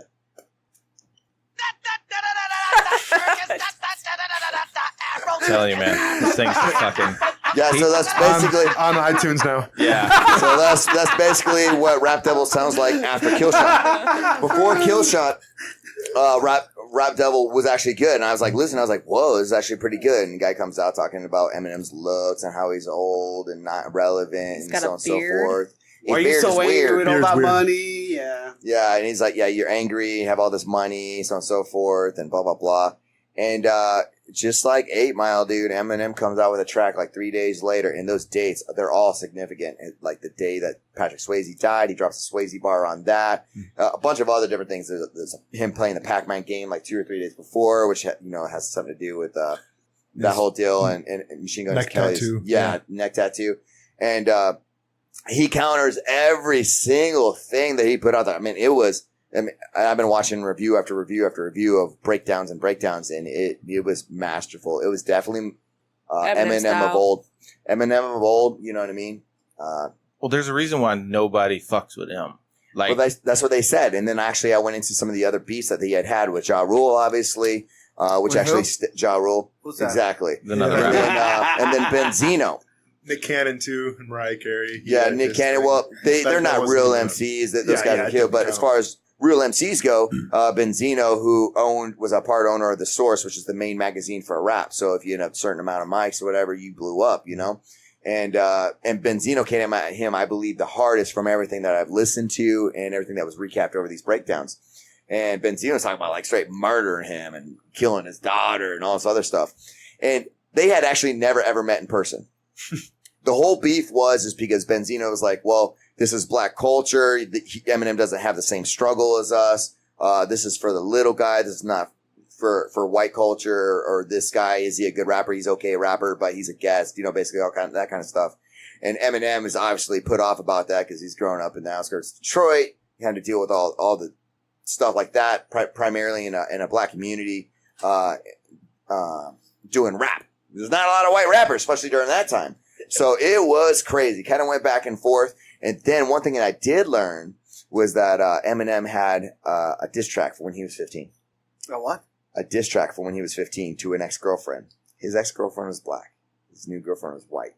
And it was racially charged for sure. Damn. He was like, black girls are bad and white girls are good and blah, blah, blah, blah. And it was kind of going back and forth, and Benzino got a hold of that thing. And so he tried to like sell it, or you know what I mean, like put it out there, slander his name, do all those kind of things. And he's like, listen, man, I had a black girlfriend.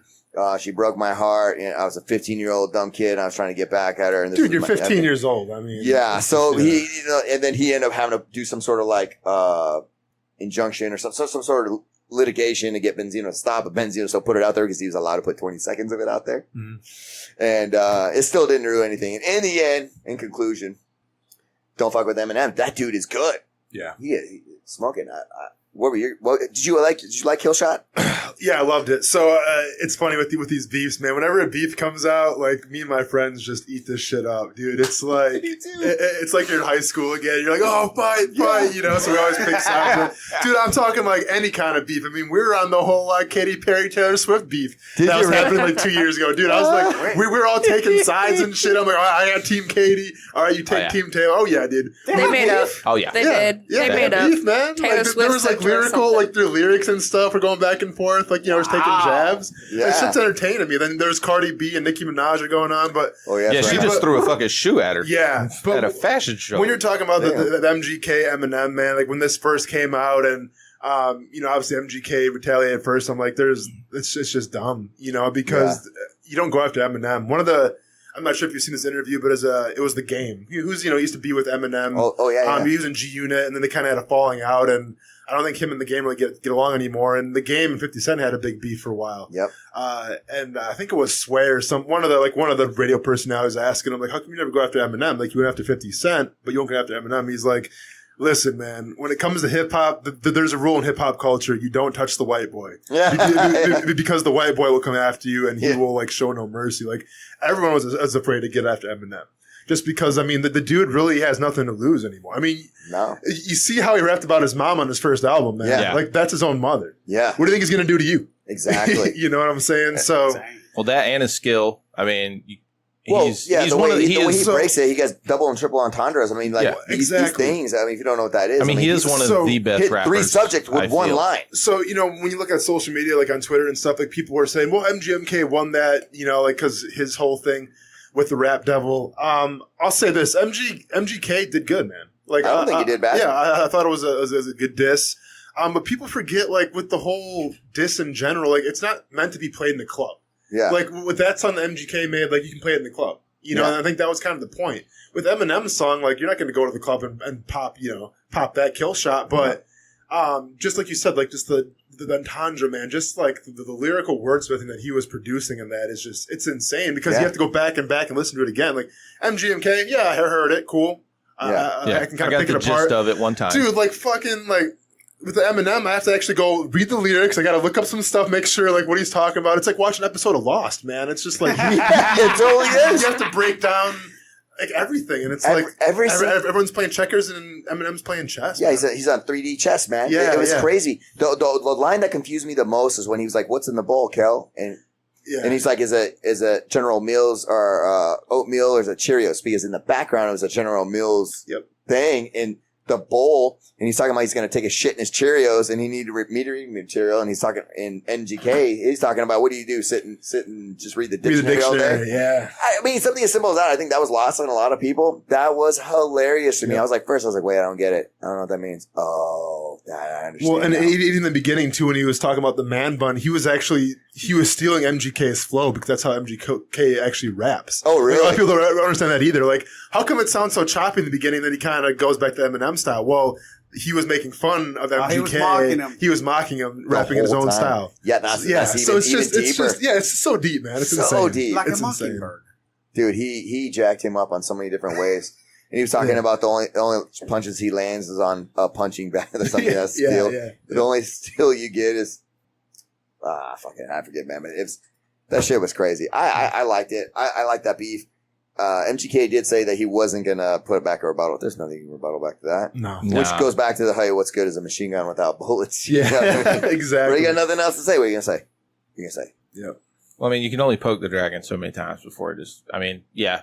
From what y'all were saying, sounds like M really fucked him up. But do you really want to push him further? Yeah, and a lot of people are speculating that he didn't even go as hard on him as he could have. That was just kind of like a warning, like, yo, chill. Dude. So what I think Eminem was doing is he's trying to set him up for another one, honestly. Yeah. Because I think Eminem loves this shit, man. Like I think he's bored. Yeah, he's literally bored, man. Totally. With the with the state of hip hop and just how it is, I think Eminem's the guy that's trying to come along and just breathe, pump some new blood into it, kind of change the game a little bit. I haven't listened to any hip hop in a long, I mean, I used to do I used to do D12, Mm-hmm. I enjoyed all that shit, and then I just kind of got out of it. It was like, Now you listen to that elevator music. I listen to lo-fi, I listen to classical. I listen to a lot of that too, and I haven't got back into hip hop until now.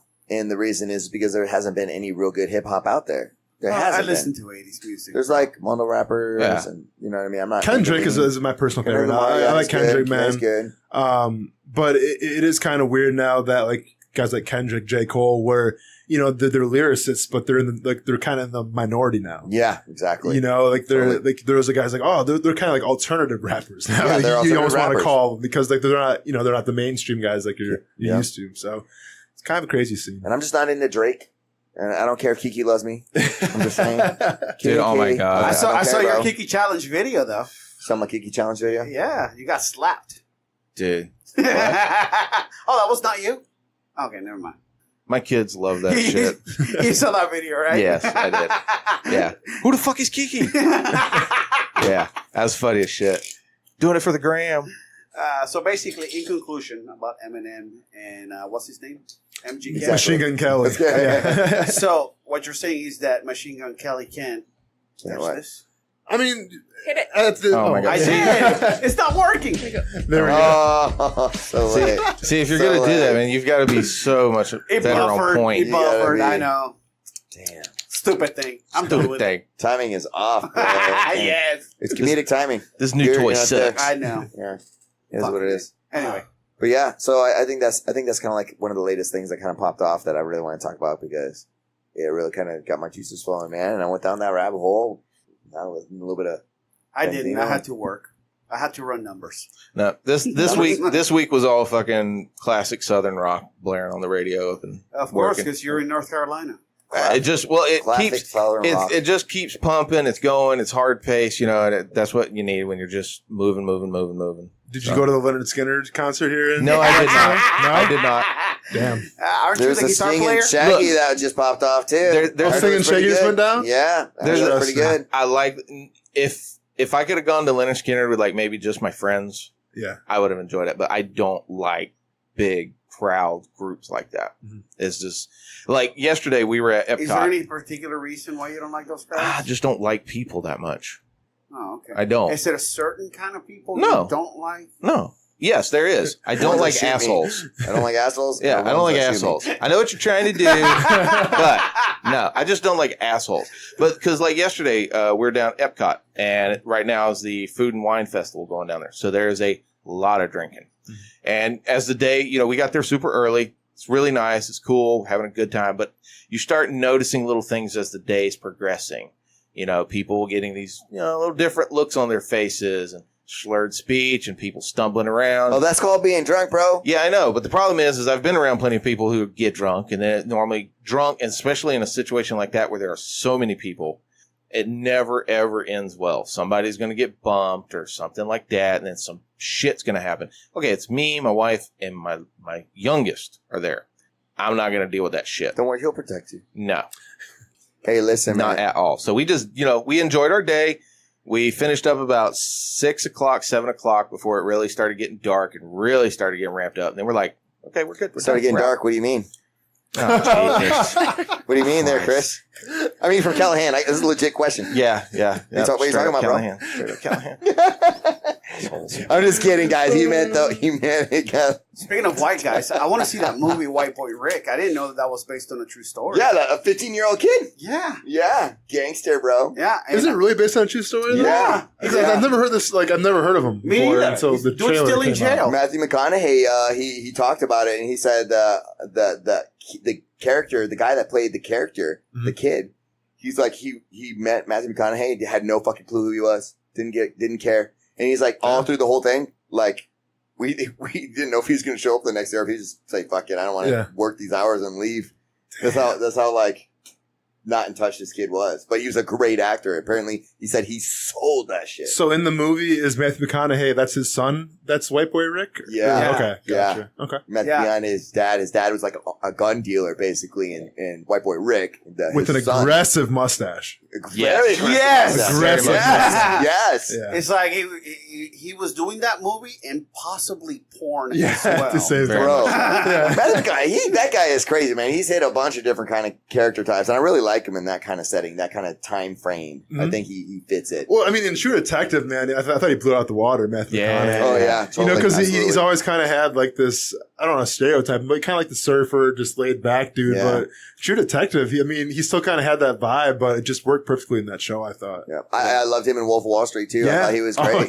He was like, bro, and apparently that whole thumb, that's his own little mantra. He does that in real life. That was all impromptu. Like that wasn't part of the script. That wasn't anything. He just started doing it. And then they were like, because the reaction Leonardo has when you're looking around, he's looking at the camera guys and everything. And the director. Leonardo? Yeah, Leonardo. Leo! That's what I call him. Don't let go. Hey, Leo! Don't let go. But like he was looking at him going like, what? Bro, you made it. The fuck is going on? Do I continue on with this shit? And they're just, go. And he's just sitting there just thumping his chest. But he's still the best in Tropic Thunder. Yeah, you love Tropic Thunder. Tom Cruise is the best in Tropic Thunder. Yo, he is. Yes. What's that scene when he's like cussing him out or something like that? What scene was that? Can you play a clip of that? Dude, is it on your soundboard? This is Flamin' Dragon. Yeah. He's like, Dragon? I'll look it up though. Dude, that shit was so dope. Yeah. You could take a step back and go, fuck your face. Yeah, exactly. Yeah. Like, but then the best was the little hidden thing at the end, at the credits. You're like, okay, cool. What's he doing? Jeans. Yeah. What's he doing? And then all of a sudden, he Bruce starts fucking jamming. You're like, oh shit. And he starts busting it out. You're like, oh, this is I didn't amazing. expect that from Tom Hell Cruise. no. I didn't expect that. The action superstar kind of, so the Scientology kind of out there, dude. And here he is playing a comedic role. Exactly. And absolutely crushing it. A little self-deprecating too. You know what I mean? Fucking giant forearms. Hey, speaking of that, did you guys see Mission Impossible? The new one? I did. I have not. That was fucking dope. Which did it just come out? 6. Yeah. 6? It came out about a month ago. 2 months ago? July 27th. Oh yeah.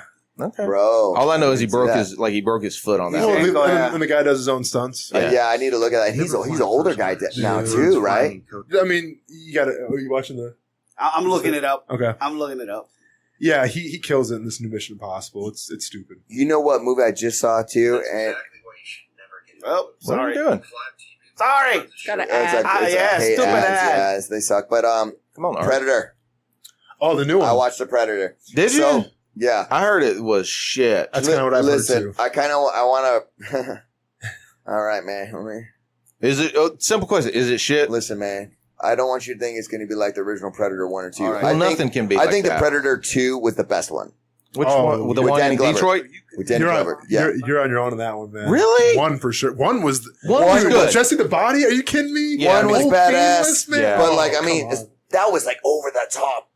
No, I don't feel like that was some over Rambo-ass characters. I mean, that's not how special forces are. That's not what. But I'm saying, like, I get that. That's the 80s special forces. I love Danny Glover, man. I think he hit that. That was perfect because he was like, he's an older gentleman. He's a cop. You know what I mean? And it really fit that time frame well. And I can kind of see that. And what I like is the Jamaicans, dude. It's like, oh, wow. Oh yeah. That was cool. I think that was. I don't know. I think it was more gritty than the first one. See, for me, just the first one stands out because I remember I was like 8 or 9 years old when I first saw it. Yeah. So like that was like one of my first action movies ever with Arnold. So like that just, I mean, that's got a special place in my heart. Also, it's the first time I saw like someone's arm get shot off and like still fire a machine gun. Dude, like that traumatized me. That and then I'll never forget it, dude. Like I still have nightmares. That and then Billy, the Indian. When he's cutting his chest on the on like the bridge or whatever. Dude, I'm 9 years old watching this like this is an adult situation that I probably shouldn't be checking out right now. You know what's crazy about that is the actor who played Billy. He is a real Indian. He's a true Indian. Yeah. They actually had bodyguards on set for him because it wasn't to protect him. They had them on set to protect other people from him because they didn't know what they were dealing with an Indian. Oh my god. Seriously. Bro, that's back in the day, bro. That's not that long ago. That's back in the day, but they legit did not know what kind of person he really was. All they knew is he's an Indian. He's good for the role. We're just not sure how he's going to act. So they actually had bodyguards to protect people from him. I mean, honestly, he actually cut himself too. Yeah, watching that scene, like maybe that was for the best, man, because like his eyes and everything were crazy when he that scene was just. That was good. That was a good one. I really like I said, Predator 1 and 2 definitely the best Predators. Yeah, I think once they started doing the whole Predator versus Alien and all that shit, I started going, a little cheesy. I actually walked out of that movie more disappointed than probably anything in this. Really? My life. I was waiting for you to say I walked out of that movie. I thought about it, but I remember I think I was in high school when that movie came out, and dude, like I said, I love Predator, and I loved Alien. Alien's a good movie too, man, the original. Mm-hmm. So I remember me and my friends went to that movie, and they're like, I heard it was kind of bad. I'm like, dudes, Predators, Aliens. Predator was good. Predator 2 was good. Alien was good. This movie's going to be great. Yeah, like that's just science. That's mathematics. That's 101 right like there. Bro science. Yeah, sure. Dude, a little fight doesn't work out right sometimes. Oh, it was so bad. Like I was so disappointed in that. And that kind of ruined everything for me because then it was like Freddy versus Jason and all that stuff. I laughed my ass off at Freddy versus Jason. I didn't even see that one. We went and saw it in the movie theater, and Amanda was like, I don't like horror movies. I was like, well, then you'll be fine. Yeah, because this is not going to be a horror movie. Funny you did that. Yeah, this is going to be a fucking comic relief. I'm telling you. And it was. We laughed our ass off through that. Now, granted, we went with Nick and Colby. So anytime you go to see a movie with Nick is fun. Mm-hmm. And it was. Oh, dude, he's so serious about it. He can be. So serious about it. Dude, no, he'll write reviews and shit and post it. He's not bullshitting. Yeah. Now, he did that to that DC film, right? No, he walked out of that. Batman against Superman. He hated that shit. Well, he hated DC fucked him with Superman. He hated Superman. He hated Superman for sure. DC already had a strike, and then when they did the whole Batman versus Superman thing, he walked out of that one. And I think he tried to give Justice League a shot, and he made it about 30 minutes in and then fucking left. Damn. Said, fuck it, I'm done. He's very gangster when it now, comes to you can ask him, say, hey, will you go see, because they're doing an Aquaman, or are you going to see any of those? No. And he will angrily tell you, no, fuck DC. I will never go see another one of their movies. And you know what? I believe him. Marvel, though, Marvel's on point, dude. Oh, let me get back to the Predator thing real quick. A little bit campy for sure. I'm good with it. I'm okay with campy. Good fight scenes, definitely campy. Yeah. Campy I can deal with. It was all right. Hidden scene in the back. In the end, the Predators give the humans a piece of technology. Okay. Spoiler alert. Right. It's not really a spoiler. I didn't tell you what. Because I thought, remember Predator? Predators? When they dropped them all on the planet? That was Predators, wasn't it? Predator planet, yeah. That one there is Predator dogs in this. Okay. That's from the comic. Yeah. Yeah. There's Predator Dog, yeah. See, that's where I got pissed off because I remember reading the Predator versus Alien comics and stuff, and I was like, "Oh, sweet!" And then you went and saw the movie, and you were like, "This is dog shit." That's not right. Yeah, This is not how it went down. Yeah, this is not how any of this happened. Yeah. Oh, what the fuck is going on? But back to Marvel though. Boom. Oh, Marvel. Dude, they're murdering it, son. They're marking it. Yeah. Captain Marvel. I haven't watched the trailer yet because I saw it on. I watched it. I saw it on Facebook, and I was like, "No, I want to give this a proper YouTube. On my big screen. I don't want to watch this on my phone." I'm not sold on that Brie character, like the way she looks, but she just doesn't look like, like. But I did finally watch Black Panther the other night because it's on Netflix. How'd you like it? Liked it. I thought Black Panther was good too. The problem was that there were no surprises, but granted, it's a Marvel movie, it's a comic book movie, so there not really any surprises, I guess. But I could just kind of see how the movie was going and the whole track of what was going to happen. Yes, but what I like about Killmonger is that it gave him a little duality there as far as his, do you like him or not? More people ended up liking him than I think they expected. Yeah. I mean, he had a decent story, a good reasoning, so I could see it. Well, and it's so funny. Like, I remember the big thing on Twitter was like, Killmonger was actually the good guy and Black Panther was bad. And then that kind of goes to show you like where society is as a whole. Because then when the Infinity Gauntlet, what was that? The Avengers, what was the last one? Yeah, Infinity Wars. Yeah. Infinity Wars. Everyone's like, Thanos was a bad guy, but I can kind of see where he's coming from. Get rid of half the planet and shit. Yeah, because if you ever read any of the Thanos stuff, you were kind of like, yeah, he's a horrible fucking psychopath killer. But then there's always that one part where you're kind of like, I kind of get it why you're doing this. I kind of do too. I don't like it because you're fucking just murking everything. Yeah. But I understand. Yeah. Well, one of the arguments that I heard is like, hey man, instead of taking out half all the species, how about you just double the resources? That's a good point. Yeah. Just wish for the You resources. could with the Infinity Gauntlet. Yeah. So I was like, oh, let's not get into but no, we don't have to. Yeah, let's not go down the fucking comic book science. But getting to that though, like a good villain, I think a good villain is someone that you can actually relate to. Yeah. Yeah. I related to him for sure, and I kind of liked him. Yeah. But I still feel like my personal favorite villain of all time of any movie, across comic book worlds has always been Joker, the Heath Ledger Joker. Yeah. I think that's been the best villain, bar none. Speaking of, so Joaquin Phoenix. Yes. He's going to be the new Joker. I guess this is going to be an actual Joker origin story. I don't think we've had one of those, have we? No, we have not. It's always just he was the Joker. Yeah, you always saw him when he was already the Joker. Yeah. So, because like with Nicholson, he was already the Joker. Then who was the Joker after that? Jared Leto. Yeah. That's the most recent. Scarface? So cringeworthy. God, that was so... Talking about the Scarface reboot? The fucking so tattoos and all that. I was like, oh my God. Get out of here, man. Al DeVito as the Penguin back in the day. Seriously, though, Heath Ledger did the best, man. So, I mean, Joaquin has a big shoes to fill, man. But he plays he's always an interesting character. As an actor, he always does I think he does really interesting things with the characters. Well, I know he's a good actor because I fucking hated his guts watching Gladiator. Yes. Yep. I hated it. I was like, I hate that guy. Yeah. I don't ever want to watch another one of his movies again. Yeah. A lot of people were like that. And I was like, wait a minute. Oh, you tricked me. Yeah. That's how I know you're good. I'm going to give you another shot with Signs. Okay. You Signs. You kind of pulled it back with Signs a little bit. You're not that guy. No, it was when he did Walk the Line. Oh yeah, that's the one where I was like, that was actually him singing too. Yeah, that's what I'm saying. Well, never mind. Yeah. Have you now? He's playing the Joker, but he's also got another movie that's getting ready to come out called The Sister Brothers.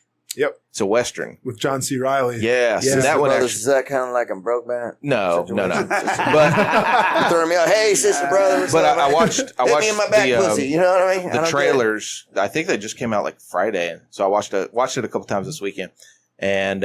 Looks good. Yeah. What's it about? Jake Gyllenhaal's in it too. Yeah, Jake Gyllenhaal's in it. It's a Western. It's kind of. That sounds familiar. I was gonna say, wait a minute. But is this a prequel or? I'm trying to figure out what it's about. So from the summary that I've read, basically John C. Reilly and the other dude, Joaquin Phoenix, are mercenaries. Basically, they're hired guns, and they get this last assignment to find this guy who's a gold prospector. And I guess there's something to the gold prospector. He's so special, they don't know why. And it kind of takes after there. Okay. So that's all you know. Have you seen Hostel? Hostel. Which one was Hostel? Or Hostels? No, there's a comedy, but also like a lot of drama too. Oh, okay. Yeah. Hostels was the one Christian Bale played. No, I haven't seen that one. Dude, yet. watch that fucking Good movie. Oh, Hostile or Hostels? Hostels. Hostels. Oh, Hostels. Okay. It's on Netflix. Somebody, I think Chance, I want to say it was Chance actually posted something on Facebook talking about, hey, you should watch this movie. It's a slow burn, but it's good. The cinematography's awesome. Yeah. So I was chilling one night and I was like, fuck, I got some time to kill. Let me watch this. Love that fucking movie. I was like, this is cool. It's a good damn movie. Speaking of movies, there's a few MMA guys that have gone into movies like Tate Fletcher. Always dies. Yeah. Kong Lee. GSP? Iron Man. Listen, I'd rather see Tate Fletcher in The Accountant than I'm not the president, but than GSP. Have you thought about that? Because, I mean, let's be honest. Let's be honest. You got the look, bro. You got the look. You let the dreads out. You look intimidating as Game of Thrones fuck. reboot or something. You know what? Actually, I'm going to be very honest. Like, I think you would do like a great Drogo-style character. Drogo-style-esque character. Yeah. Ooh, you could do the origin story. Bro, like the Khal Drogo the remake of Mark for Death. You could be the king. Mm. Hell yeah, right? But no. I think this is serious though. Like, I've always thought I would want to do a movie, growing up. I'm like, I'm too old right now, that's something. But like, I think that's something you have like a very distinctive look. You have a very, It's just a dog. You have a very distinctive look. You know what I mean? Personality is right. I no doubt in my mind you're articulate and you can remember lines. Yeah. Seriously, what's that pup? Have you ever thought about doing something like that? And if so, what kind of movie would you want to do? Never thought about it. Actually, got Speaking asked of Predator, to do a pilot for right. When I describe you to people, I'm like, he's kind of like the Predator. Like, he's super tall. Yeah. His hair, he just, to me, He's got a fucking laser like a rocket predator. on his shoulder. He calls it his fist. Yeah. Oh, Like even in a movie like John Wick, like one of the bad guys, for the Russian mob or something. Yeah. Oh, that'd be I fun. totally for see sure. it. That'd be fun. Oh yeah. I don't know, man. It's never like I've had an opportunity to try out for a pilot one time where this dude wrote a script, and I forgot what the show was even called, but basically how he described it, it was How I Met Your Mother, but with MMA fighters. So like he told me that, and I was like, probably not. It's like an MMA show, but like funny. you're telling a story about how you come up through your career. But it's like a lot of comedy aspects to it. I said, hey man, I appreciate it, but no thanks. Yeah. So I've had like a couple like things like offers, but I've never entertained them. Maybe if I had more time, I guess. Like I'm pretty busy with training. I don't know. That's a good question. Let's go Fantasyland. Whoa. If you were to do a movie, what kind of movie would you want to do? Action Probably- film. John Wick. I wouldn't mind action for sure, but drama, like, dude, I like drama, like suspense too, man. It's pretty cool. I also get a lot of time, like the pro Predator thing you were saying, like wrestling too, because I grew up watching WWE. Yeah, and I've had a few people. Yeah. I've had a few people come up to me and be like, "Hey, man, you should try out for like because they're in Orlando, I think. Yeah, like the training NXT. center, Yeah. So they've I've had a couple of people say I should do that too, but it's weird, man, because like I grew up, like I have so many memories of watching wrestling from my childhood up until even now, because my son's starting to get into it. Yeah. And it's weird because like I grew up loving it so much, then to actually be able to do it, I don't know how I feel about that. Like for me, it's entertainment. I love just sitting back and watching it. I don't think I'd want to be a part of it. Because it would kind of ruin it for me. You don't totally see you as part of the Shield, bro. Yeah, there we go. Nice. You don't want to like remove some of the mystique from it. Yeah, exactly. That's what the only thing I hate. I mean, I enjoy it, but I also hate it. Was like, have you seen the Andre the Giant documentary on HBO? I have. That was sad.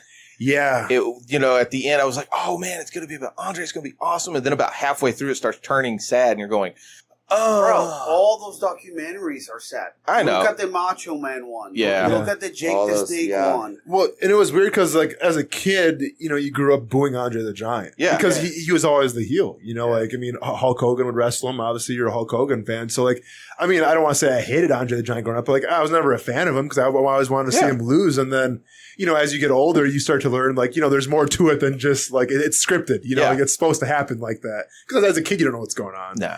But yeah, man, that whole documentary was just sad. Like being, just a good guy in a country he wasn't really used to, and just obviously being a giant in front of everybody else. Man, it's trying to just live in a normal world where you're just everyone's looking at you and watching you. Literally don't fit. Shit, you want to watch one that was depressing? Watch the Nature Boys one. Yeah, I've seen that one too, bro. It's like, dude, you were like a shitty husband. Yeah, well, that's just a dude that got involved too much in his character. Yeah, he became Ric Flair. Yeah, he was Ric Flair. That's why, I was DDP was on Rogan, I think 2 or 3 weeks ago. Dallas Page. Yeah, so listening to him talk about it was some of the wrestling stories and stuff was kind of cool. But he was talking about he's getting. I guess Jake the Snake's got a documentary getting ready to come out. It's already out. Is it? I haven't seen it. Out. Okay, where's it at? Netflix. Is it? Yeah. Oh, shit, I know what I'm watching tonight. Well, I haven't seen it. And it's so funny. We talked about Ric Flair and even like Heath Ledger. It's like, it seems like the guys that completely lose themselves in the characters, and obviously Heath lost his life because of it. Yeah. But those are like the performances that we remember. I mean, like Ric Flair is probably arguably the best wrestler of all time. He's a great storyteller. He's at least top 3. Yeah. And like he still has so much social impact today. And like that's a dude that completely lost himself. Yeah, but see, is your top 3 though? Because I think a top 3 is as far as wrestling.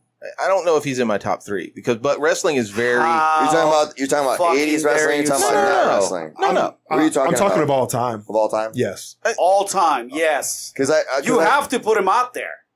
Because he was for pretty different cultures. In the 70s, early 70s, throughout the 80s, it was him and Hogan.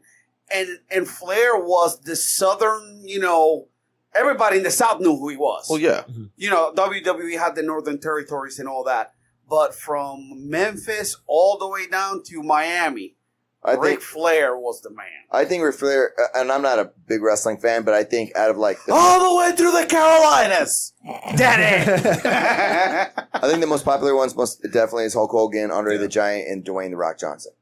The Rock. I think those are the top 3. Then you got John Cena creeping in there too. See, I would argue Stone Cold Steve Austin, man. Stone Cold Steve Austin just because he was kind of the head of the Attitude Era. Yeah, but then you got to throw people like Shawn Michaels, Shawn Michaels. No, for sure. And this is the reason why I'm like, you have to maybe break it up into 2 different. No, true time frames. True, but I'm just saying from that era, and for his stuff to still be relevant today. Yeah. I mean, Ric Flair, yeah. Top 5 then. I'd say top 5. I'll give him top 5. Yeah. Bro, I give him top 2. But like I was saying, got a shirt for it. I mean, but I mean, that's a dude that's absolutely lost himself. Yeah. I mean, he is Ric Flair now. And I know Jalen's going to hate me now because I've said that. What?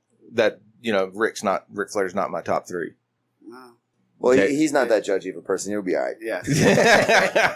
You'll survive. Do you still like beer? Who, me? Yes. Okay, you're okay. Yeah, I like beer and like fucking meat? steaks, so we're good. And I like cigars. Listen, guys, those are the best hangs ever. Oh, I'm sure. He always tries to get me to go hang out with these guys, right? And it's always till 3 a.m. But I have drill, military work that weekend. Why you pick that weekend, bro? That's the only thing that scares me. Like, if you ever invite me, like, yo, we're going to Jalen's, I'd be like, dude, I so want to go. But I cannot pull a fucking 3 a.m., 4 a.m. That's pretty rough. Well, I can't do it. One of them was from 8 o'clock at night till 8 o'clock in the morning. Yeah, I know. That Sunday, you come fucking literally. That was one of the best ones. Dragging your ass up the stairs. We had dinner and we had breakfast twice. Like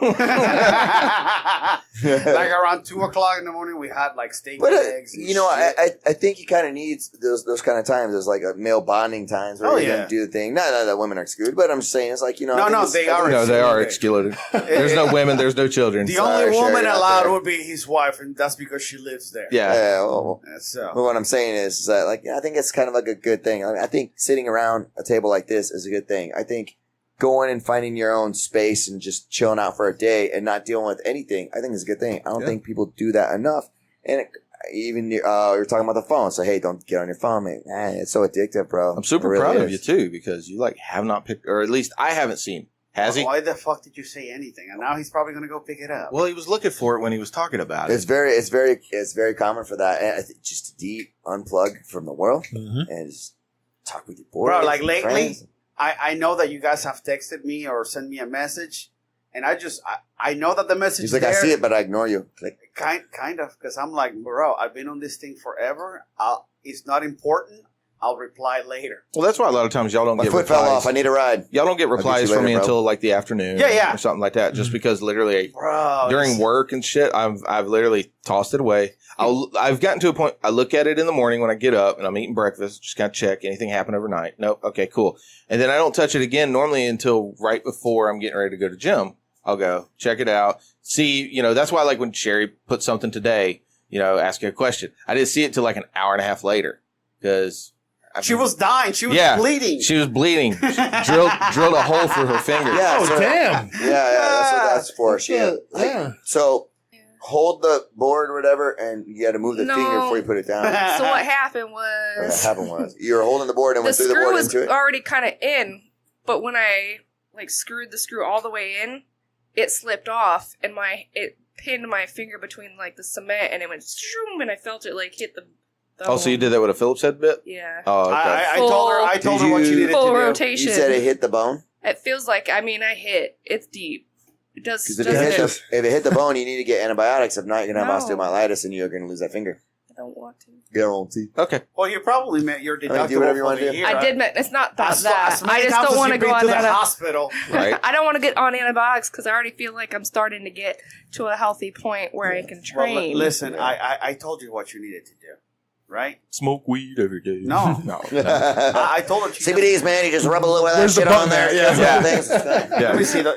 Jesus Christ. There's got to be a button, but it's too late now. I mean, Moments past. It's never too late. I've gotten my tetanus shot. I cleaned it. Sorry. I had Amanda, Just take a look at it.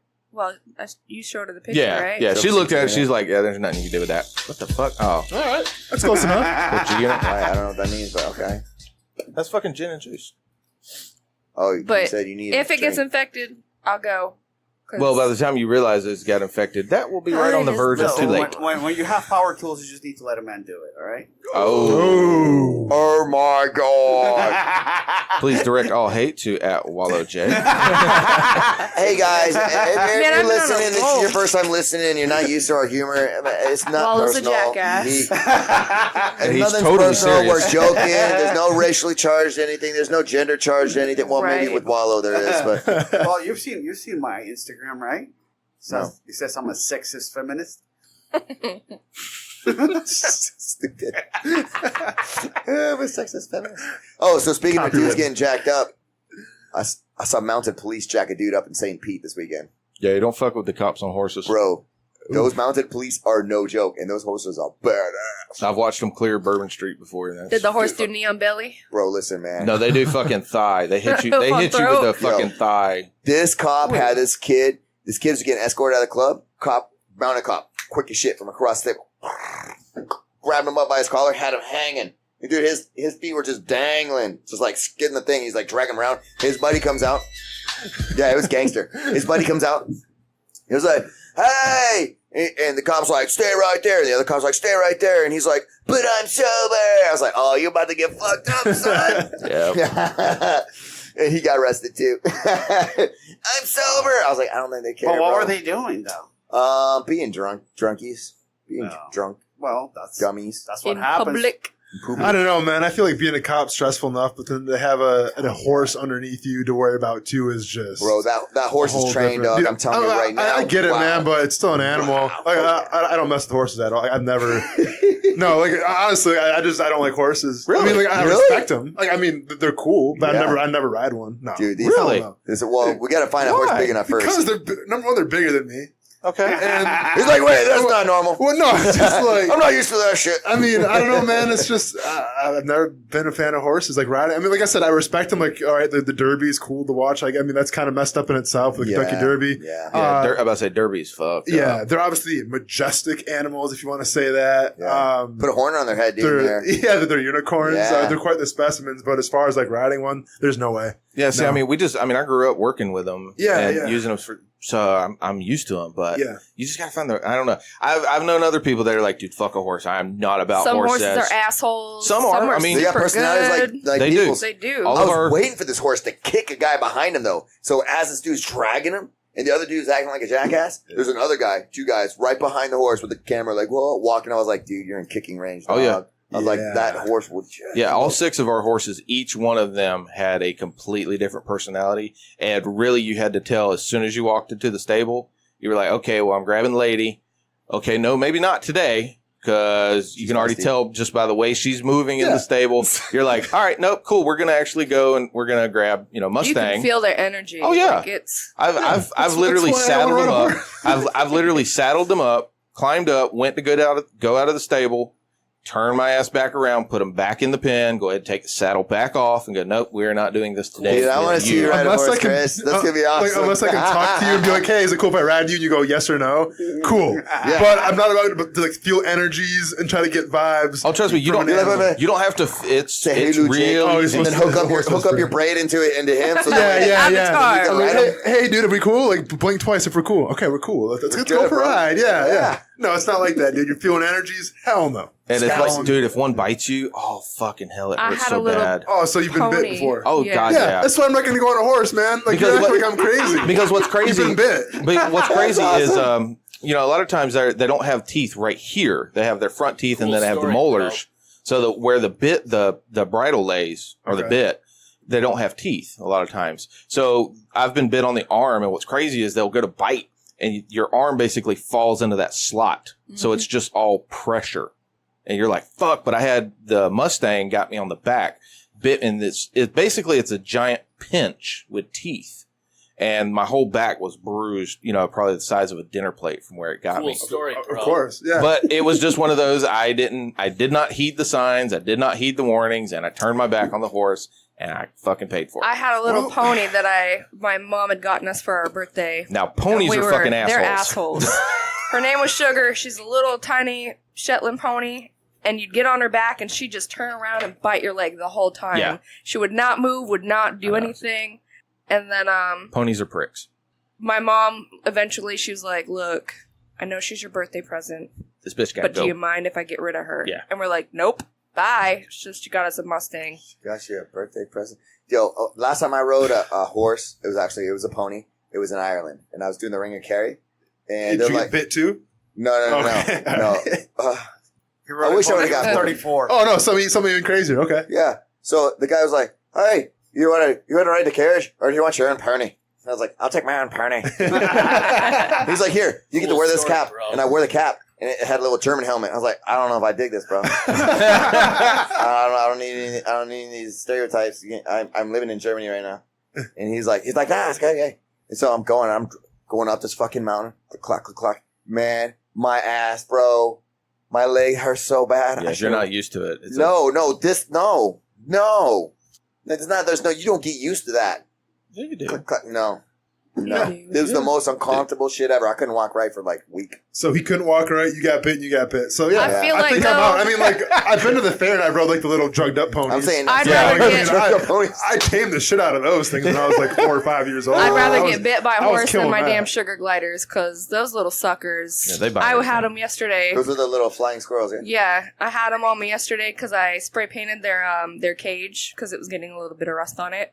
So I repainted that, and so I gave them like bathroom time so that they can get out a little bit more. And she was on my back, and all of a sudden I feel whap. Like, you have a pet flying squirrel? I've got 2. No kidding. Yeah, little sugar gliders. All right, they're cool. But those suckers hurt. They're cool, but they're because we used to have them too when we were younger, and they're great as long as you keep them very, very socialized. But like if you miss a day or two, they'll flip real quick and go from sweet little fucking pet to a goddamn flying teeth of just death. And you're like, fuck this little thing. Or is it just like the kind of roam free? No, they're in a cage typically, but I take them out and I leave them in my bedroom, and they'll come around. Your dogs are pretty good with them? I don't know. They're separated. I was going to say because my George would. Oh, I lock my door. I lock my door so my kids don't come in. Murder. I put a towel at the bottom of the door. Like, no.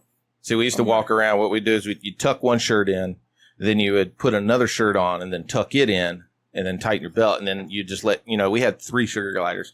So normally I would get 1 or 2, and then Amanda, she'd get 1, and you just basically open up the shirt, and you put them in between the shirts, and they are happy as can be. It kind of reminds me of the Chipmunks cartoon, you know? Like Yeah, they're for running sure. through people's Yeah. shirts and stuff. Yeah. But then what sucks is that you start missing some of the days where you socialize them and you don't really think about it. And you go and you stick it in the shirt, and the next thing you know, it's in there just gnawing at you. And you're trying to not kill it because they're small and they're fragile. It's weird, man. Everybody says they're grooming. I'm just like, fuck that. Fuck that. You put rodents and stuff. Sorry, I'm inside about your clothing. dogs, It's dogs weird and to me. I cats don't know. now. Amen. Yeah, Dogs only. Dogs only.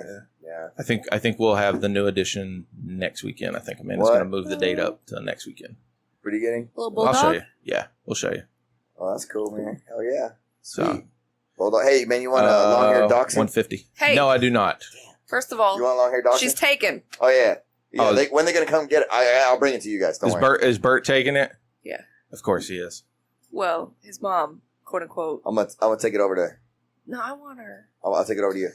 Somebody's taking the dog. I will take the dog to wherever she needs to Okay. go. Okay, I'll give you the dog. Are you trying to get into your Tomorrow. mom's good graces? No, Mother-in-law's good graces, I should say. Oh, that way. we'll see. I got a dog I'll give for you my- you. Yeah. You Mama can't do Bird. that I brought you a gift. Here. Can't do that yet. Wednesday. Well, now I'm interested. What other animals are you just not like? Fuck that animal. Bears, right? Because I'm like that with A bears. rhino? A Shark. rhino? Oh yeah, I mean, there's like the bears are obvious. I mean, yeah, I'm not gonna mess the bear at all. I feel we can sidestep a rhino, like if he's Yeah, trying to oh, yeah. Yeah, okay, sure. You should. I want to buy Yeah. tickets and watch this. I'll pay $50 for that pay-per-view. Well, Yeah, good sure. luck, bro, because there's not many of them things, so it's probably never going to happen. Although the Bears, I real close to fucking with them a couple times a year. Yeah, there was actually circulating through our little work circle. There was a guy, I think it was Canada, because we've been talking about bear spray. That's the only thing we're allowed to. What you looking for? Oh, my bad. They're all in there. No, front pocket. What Front you pocket. want to do? Front pocket. Shoot. But the guy was found. He'd gotten mauled by a bear in the woods, and he'd actually got found with two empty cans of bear spray. So he'd actually used both cans. Did not to no deter- effect. To no effect. I mean, it worked on the first bear, but they hunt in packs now. Well, the thing is that's what a lot of us, because that's the only thing we're allowed to carry is bear spray. We can't carry anything else at My work. shit don't work, dude. And then they found that Well, bears maybe with he was so like minty fresh desensitized to it. breath. He's so used to getting sprayed that bear, Yeah. and eventually he just like grew. Like he got immune to it. That bear's probably on PCP, Like, you bro. stupid It can't human. affect you. Yeah. With your bear spray. Ayahuasca. I'm so hot. This I is can't my get my first fur off. rodeo. Yeah. I Yeah. am on ayahuasca. Is that what you said? No, I said no, it. no, I he said said it. that. Oh, yeah, he's all chewing on the ayahuasca tree. He's like, I didn't even know the motherfuckers grew out here. He's all tripping balls. He's like, you look like squirrel. But I mean, like, would you go into the woods? Would you go hunting? Well, yeah. So I mean, I'm from Wisconsin, in a small town. So like, I grew up with the wilderness. I Yeah. mean, my grandpa, he owns about 402 acres of timber. Oh, nice. So like tons. He actually owns a sawmill. So he does like a lot of Nice. yeah, does that. That was stuff. my first job. Working at a sawmill. 9 years old. Nice, man. Yeah. So I helped him out a little bit growing up as well. He did that. He did maple syrup. We had like a maple syruping thing, a lot of maple trees. And it's funny with your finger, because my grandpa, what's funny because you said guys should be doing it. Well, my grandpa actually, he had like the what do you call it? Like the nail gun. Mhm. Yeah. This is like about a month ago. My mom sent me a text message. She's like, "Oh, you won't believe what Grandpa just did." I'm like, "All right, this will be a cool story," because he's like an old school, Watch just this. military guy, just like whatever. And I guess what happened was he's at the cabin in Wisconsin, and he nailed his knuckle to a board Mm. Oh. and put it straight through. So instead of like going to the hospital, which was like, in the middle of nowhere, so he's like probably 30 miles away from a hospital, he just, he took a hammer and pried the board out, and then he had to hammer the other side of the knuckle. And then being him, like, he was so embarrassed, like, he didn't say anything to my grandma, but she saw the blood, like, on his jean, like, cause he always wears bibs, so she saw the blood in his bibs, and she's like, what happened? He's like, just a little hangnail, but, he put it Is this your dad? This is my grandpa. He's so gangster. Oh, dude, he's hard as nails. he's old school Hobby. for sure. Wow. Yeah, I mean, there's a bunch of crazy stories I could tell with him. So That's awesome. I remember doing that, and you get a cut or something pretty bad, and my grandfather back in the day would be like, just He's like, "See my bone, just dog, put it fine." in. He'd just have you put it in kerosene. Yeah. That'll fix it. Kerosene. It'll clean it. And kerosene does it all. Just put it in kerosene, soak it in kerosene, and you're good. Yeah. And then my grandmother comes into the garage and sees me with my hand and a thing of kerosene. He's like, what is he doing? I cut himself. What the fuck? Exactly, Get his hand out of the dude. kerosene. So she got all pissed off. But, You know, my family in the Carolinas, same way. Yeah, old school. Yeah. It was the ones that hit it with Windex. Greeks. The Greeks. Yep. Spray a little Windex on it. It's a work. But yeah, so getting back to your question with like, I have no problem going out in the wilderness, man. Just fuck a horse. Yeah, Not about fuck that a horse, man. Fuck a horse, yeah, man. honestly. I don't fuck with horses. Yeah. I mean, like I said, like, I respect them. You know, they're doing their thing, but I'm not gonna ride it. Sorry. I feel like your feet would touch regardless. So. You'd be surprised. Those things are so huge. you know what that means? Oh, you can't be the Khal Drogo character. Yeah, dude. Oh, you'd have to fuck with horses. You'd have to ride CGI, man. No, dude, it's CGI. It's all good. We're gonna CGI some horses. Be riding a fucking green screen horse. I'm riding a horse. We found the perfect character, man. Better than Jason Momoa, all that stuff, dude. But man, he don't fuck with horses. I don't fuck with horses. Yeah. He's like, what if? Can I ride a dragon? Yeah. It's gonna be like a dragon, but it's gonna be like Donkey and the Dragon. So let's say like a griffin. Khaleesi's dragon, fuck this horse, Khal Drogo's horse. I'm now gonna they ride have a a horse dragon. They have to CGI it now. I'm gonna ride a dirt bike, and you're gonna CGI a horse. That'd be cool. This go. breaks canon. Fuck it. He can't ride a horse. Make it happen. Yeah. You're like the outlier in the what is that? I don't know what you're trying to say. Khal Drogo's. What did they call that? What is that tribe? I don't watch the show, bro. Fuck. If you want to ask that. Oh, the Unsullied? No, those are the guys that cut. Solely, those are the guys that got. She's talking about. He's talking about Khal Drogo's their clan. The God, what do they call them? Oh, the Dothraki. Dothraki, yeah. There you go. So you're like the one outlier Dothraki, just like, I prefer to walk. Yeah, or someone's going to carry me. I mean, I guess I'm living back in those times. Maybe I'd ride a horse. I think about You it. wouldn't have a choice. It'd be no, for sure. You're coming or you're dying. Exactly. Okay, I'll ride a horse. It's either the horse or the bus. I'm riding a horse. What? It's a joke.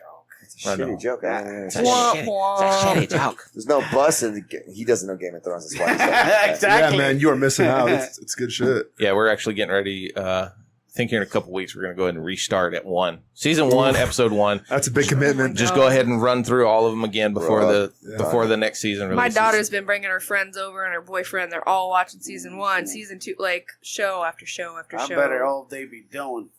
Yeah, see, how old's your daughter?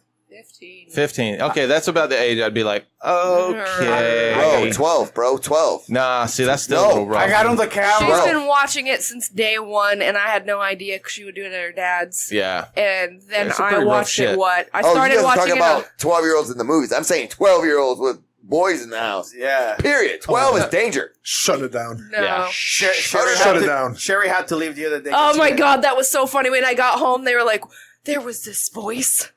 And I was like, Oh, you were on the camera? giggling, yeah, because I had put the Ring camera, the doorbell. Mhm. I had put it next to my son's room to face hers, so that because what had happened was there was the evacuee that was coming to train, and I had told Art and you guys I was gonna go train, but then I had forgot that I had told her that her boyfriend can come over, and I was like, fuck. So I was like, okay, this is what I'm gonna do. So I set the camera there, and it'll notify me when there's any movement in that area. And I kept getting dings while I was there, but it was my dog. So I had picked it up, and Wallow was sitting right there. So he's like, turn it on. Yeah, and I'm like, hey, boy, just remember, whatever you do to her, I'm going to do to you. My daughter was in the bathroom, which is right by where that is. So she heard it. And then Buddha comes around the corner and is looking at my dog. Yeah, okay. So he's looking across the corner, like, what is that voice? And my son and the boyfriend were out in the living room, and they heard it. And so when I got home, it was funny. I didn't tell them that I put the camera there, that it was from that camera. They thought it was from the other camera that I have. Oh, it was funny. Wow. She's like, there was this voice. It was creeping me out. Yeah. It's like, yeah, whatever you do to her, That's he's Uncle gonna Wallow. do to you. That's right. I told her. Wallow. I told her, bring him to the school. Yeah. We'll have a talk Yeah, with because him. I found try it out out. he's 18. Yeah, he's What? 18. He's just legal. 15. He's a junior. He's 1 grade above her, but he's 18. So he's dumb. So he was held back. he got held back for medical reasons when he was in 2nd grade. Oh, okay. What? He bit somebody he was- and then... You're right. He was going blind, apparently, so he was starting to go on a down learning curve. He wasn't understanding, can't couldn't see. So he got held back, but his birthday was like 2 or 3 weeks ago, and Yeah, bring him to the Fuck, school. he's 18. Yeah. Bring him to the I don't know school. what to do. Let him try it out. Yeah. It'll be fun. We'll do oil checks on him. Yeah. So he knows how he feels. See, I already know These whenever, are all of Caitlin's uncles. Yeah, whenever Tegan actually gets a boyfriend and wants to bring him to the house, I've already told her, like, look, I need to know beforehand because I need to prepare. She's like, okay. Because I'm going to be calling Nick. Be like, yo, you got to come to the house. Kid's coming over. Mm-hmm. Wallow's getting a phone call. Mm-hmm. Wallow's coming over. He's going to be like, hey, you got to meet my uncles. And I'm just going to sit back and be like, yeah, you got to go through them first. Have fun. If you can survive Wagner and fucking Wallow, and you still want to come through the door, okay, then we can talk. Dude, the best scene from that, for a situation like that, was Bad Boys. I don't care. Oh yeah. I don't know. Yeah, I haven't Will seen Smith the and, newer one. It's kind of like Bad Boys, but it's the Den of Thieves. Den of Thieves. No, That one Den had of Thieves is good. You see that I don't movie? think I saw Den of Thieves. It had Gerard Butler in it. Oh, It had, I haven't. it had, 50 Cent? Yeah. It had 50 Cent in it, and then it had Homeboy's son, Ice Cube's son. Yeah. Okay. What is it? Deshaun or something? Small Yeah. Cube. Small Cube. That's it. Ice tray. Yeah. Well, hey guys, man, it's creeping up on 4 o'clock. I got to get shooting, so We're let's, at 2. let's Sure. break this thing down. Cool. All right, Cool. before we go, Austin, why don't you give a shout out to your sponsors and your supporters? Yeah, obviously Lean Impact Nutrition. Shout out to Zach. I'm sure he's listening right now. Zach Van Elkins. Well, Yes, sir. Torch. The Josh the Man Foundation. They work with Combat Night. Great foundation. Check them out. Jack's Cryotherapy. Definitely for this training camp too. They've been taking care of me, making sure my body is, I always say that my body's match my mindset, and they're making sure that I'm doing that. And then, if you want to, check me out next Saturday, Pensacola, Island Fights 50. Should Very be a cool. good show. super excited. And about obviously, thanks for all the support and everything. And For sure. appreciate you guys having me on. Yeah, absolutely. sorry, I was one of the first ones to probably message you too. After you. No, dude, hey, no, it's like I said, I saw those messages, man, and I appreciate them. It was more the people that just didn't say anything at all, and I haven't really heard from. Dude, I since. literally Just sat kinda- there with that phone and I was going, fuck, what do I say? What do I say? And I'd type something and I'd make it go It's impossible. away. Oh no, dude! it's impossible. It's all Losing great, in a man. And situation I sucks. definitely appreciate it. Thank you very much, man. Hell yeah. Sherry, anything else you want to add? Any shout outs? You want to say hello to your mother-in-law? Tell her that you got I'm bringing you a puppy. A present for her. Got or a puppy something? coming. Yeah, Bert, it might have a puppy soon. Yeah. Chris, anything else you want to add? No, man, just good to see everybody. Good to see Austin. Take care. All right. Man, I got nothing, dude. Just I'm over here drawing fish. Drawing a fish. All right. What kind That's of- it. See Definitely this fish right? it. You see this fish right here? It's my fish. All right, guys. We'll catch you next week. Peace. Later, guys.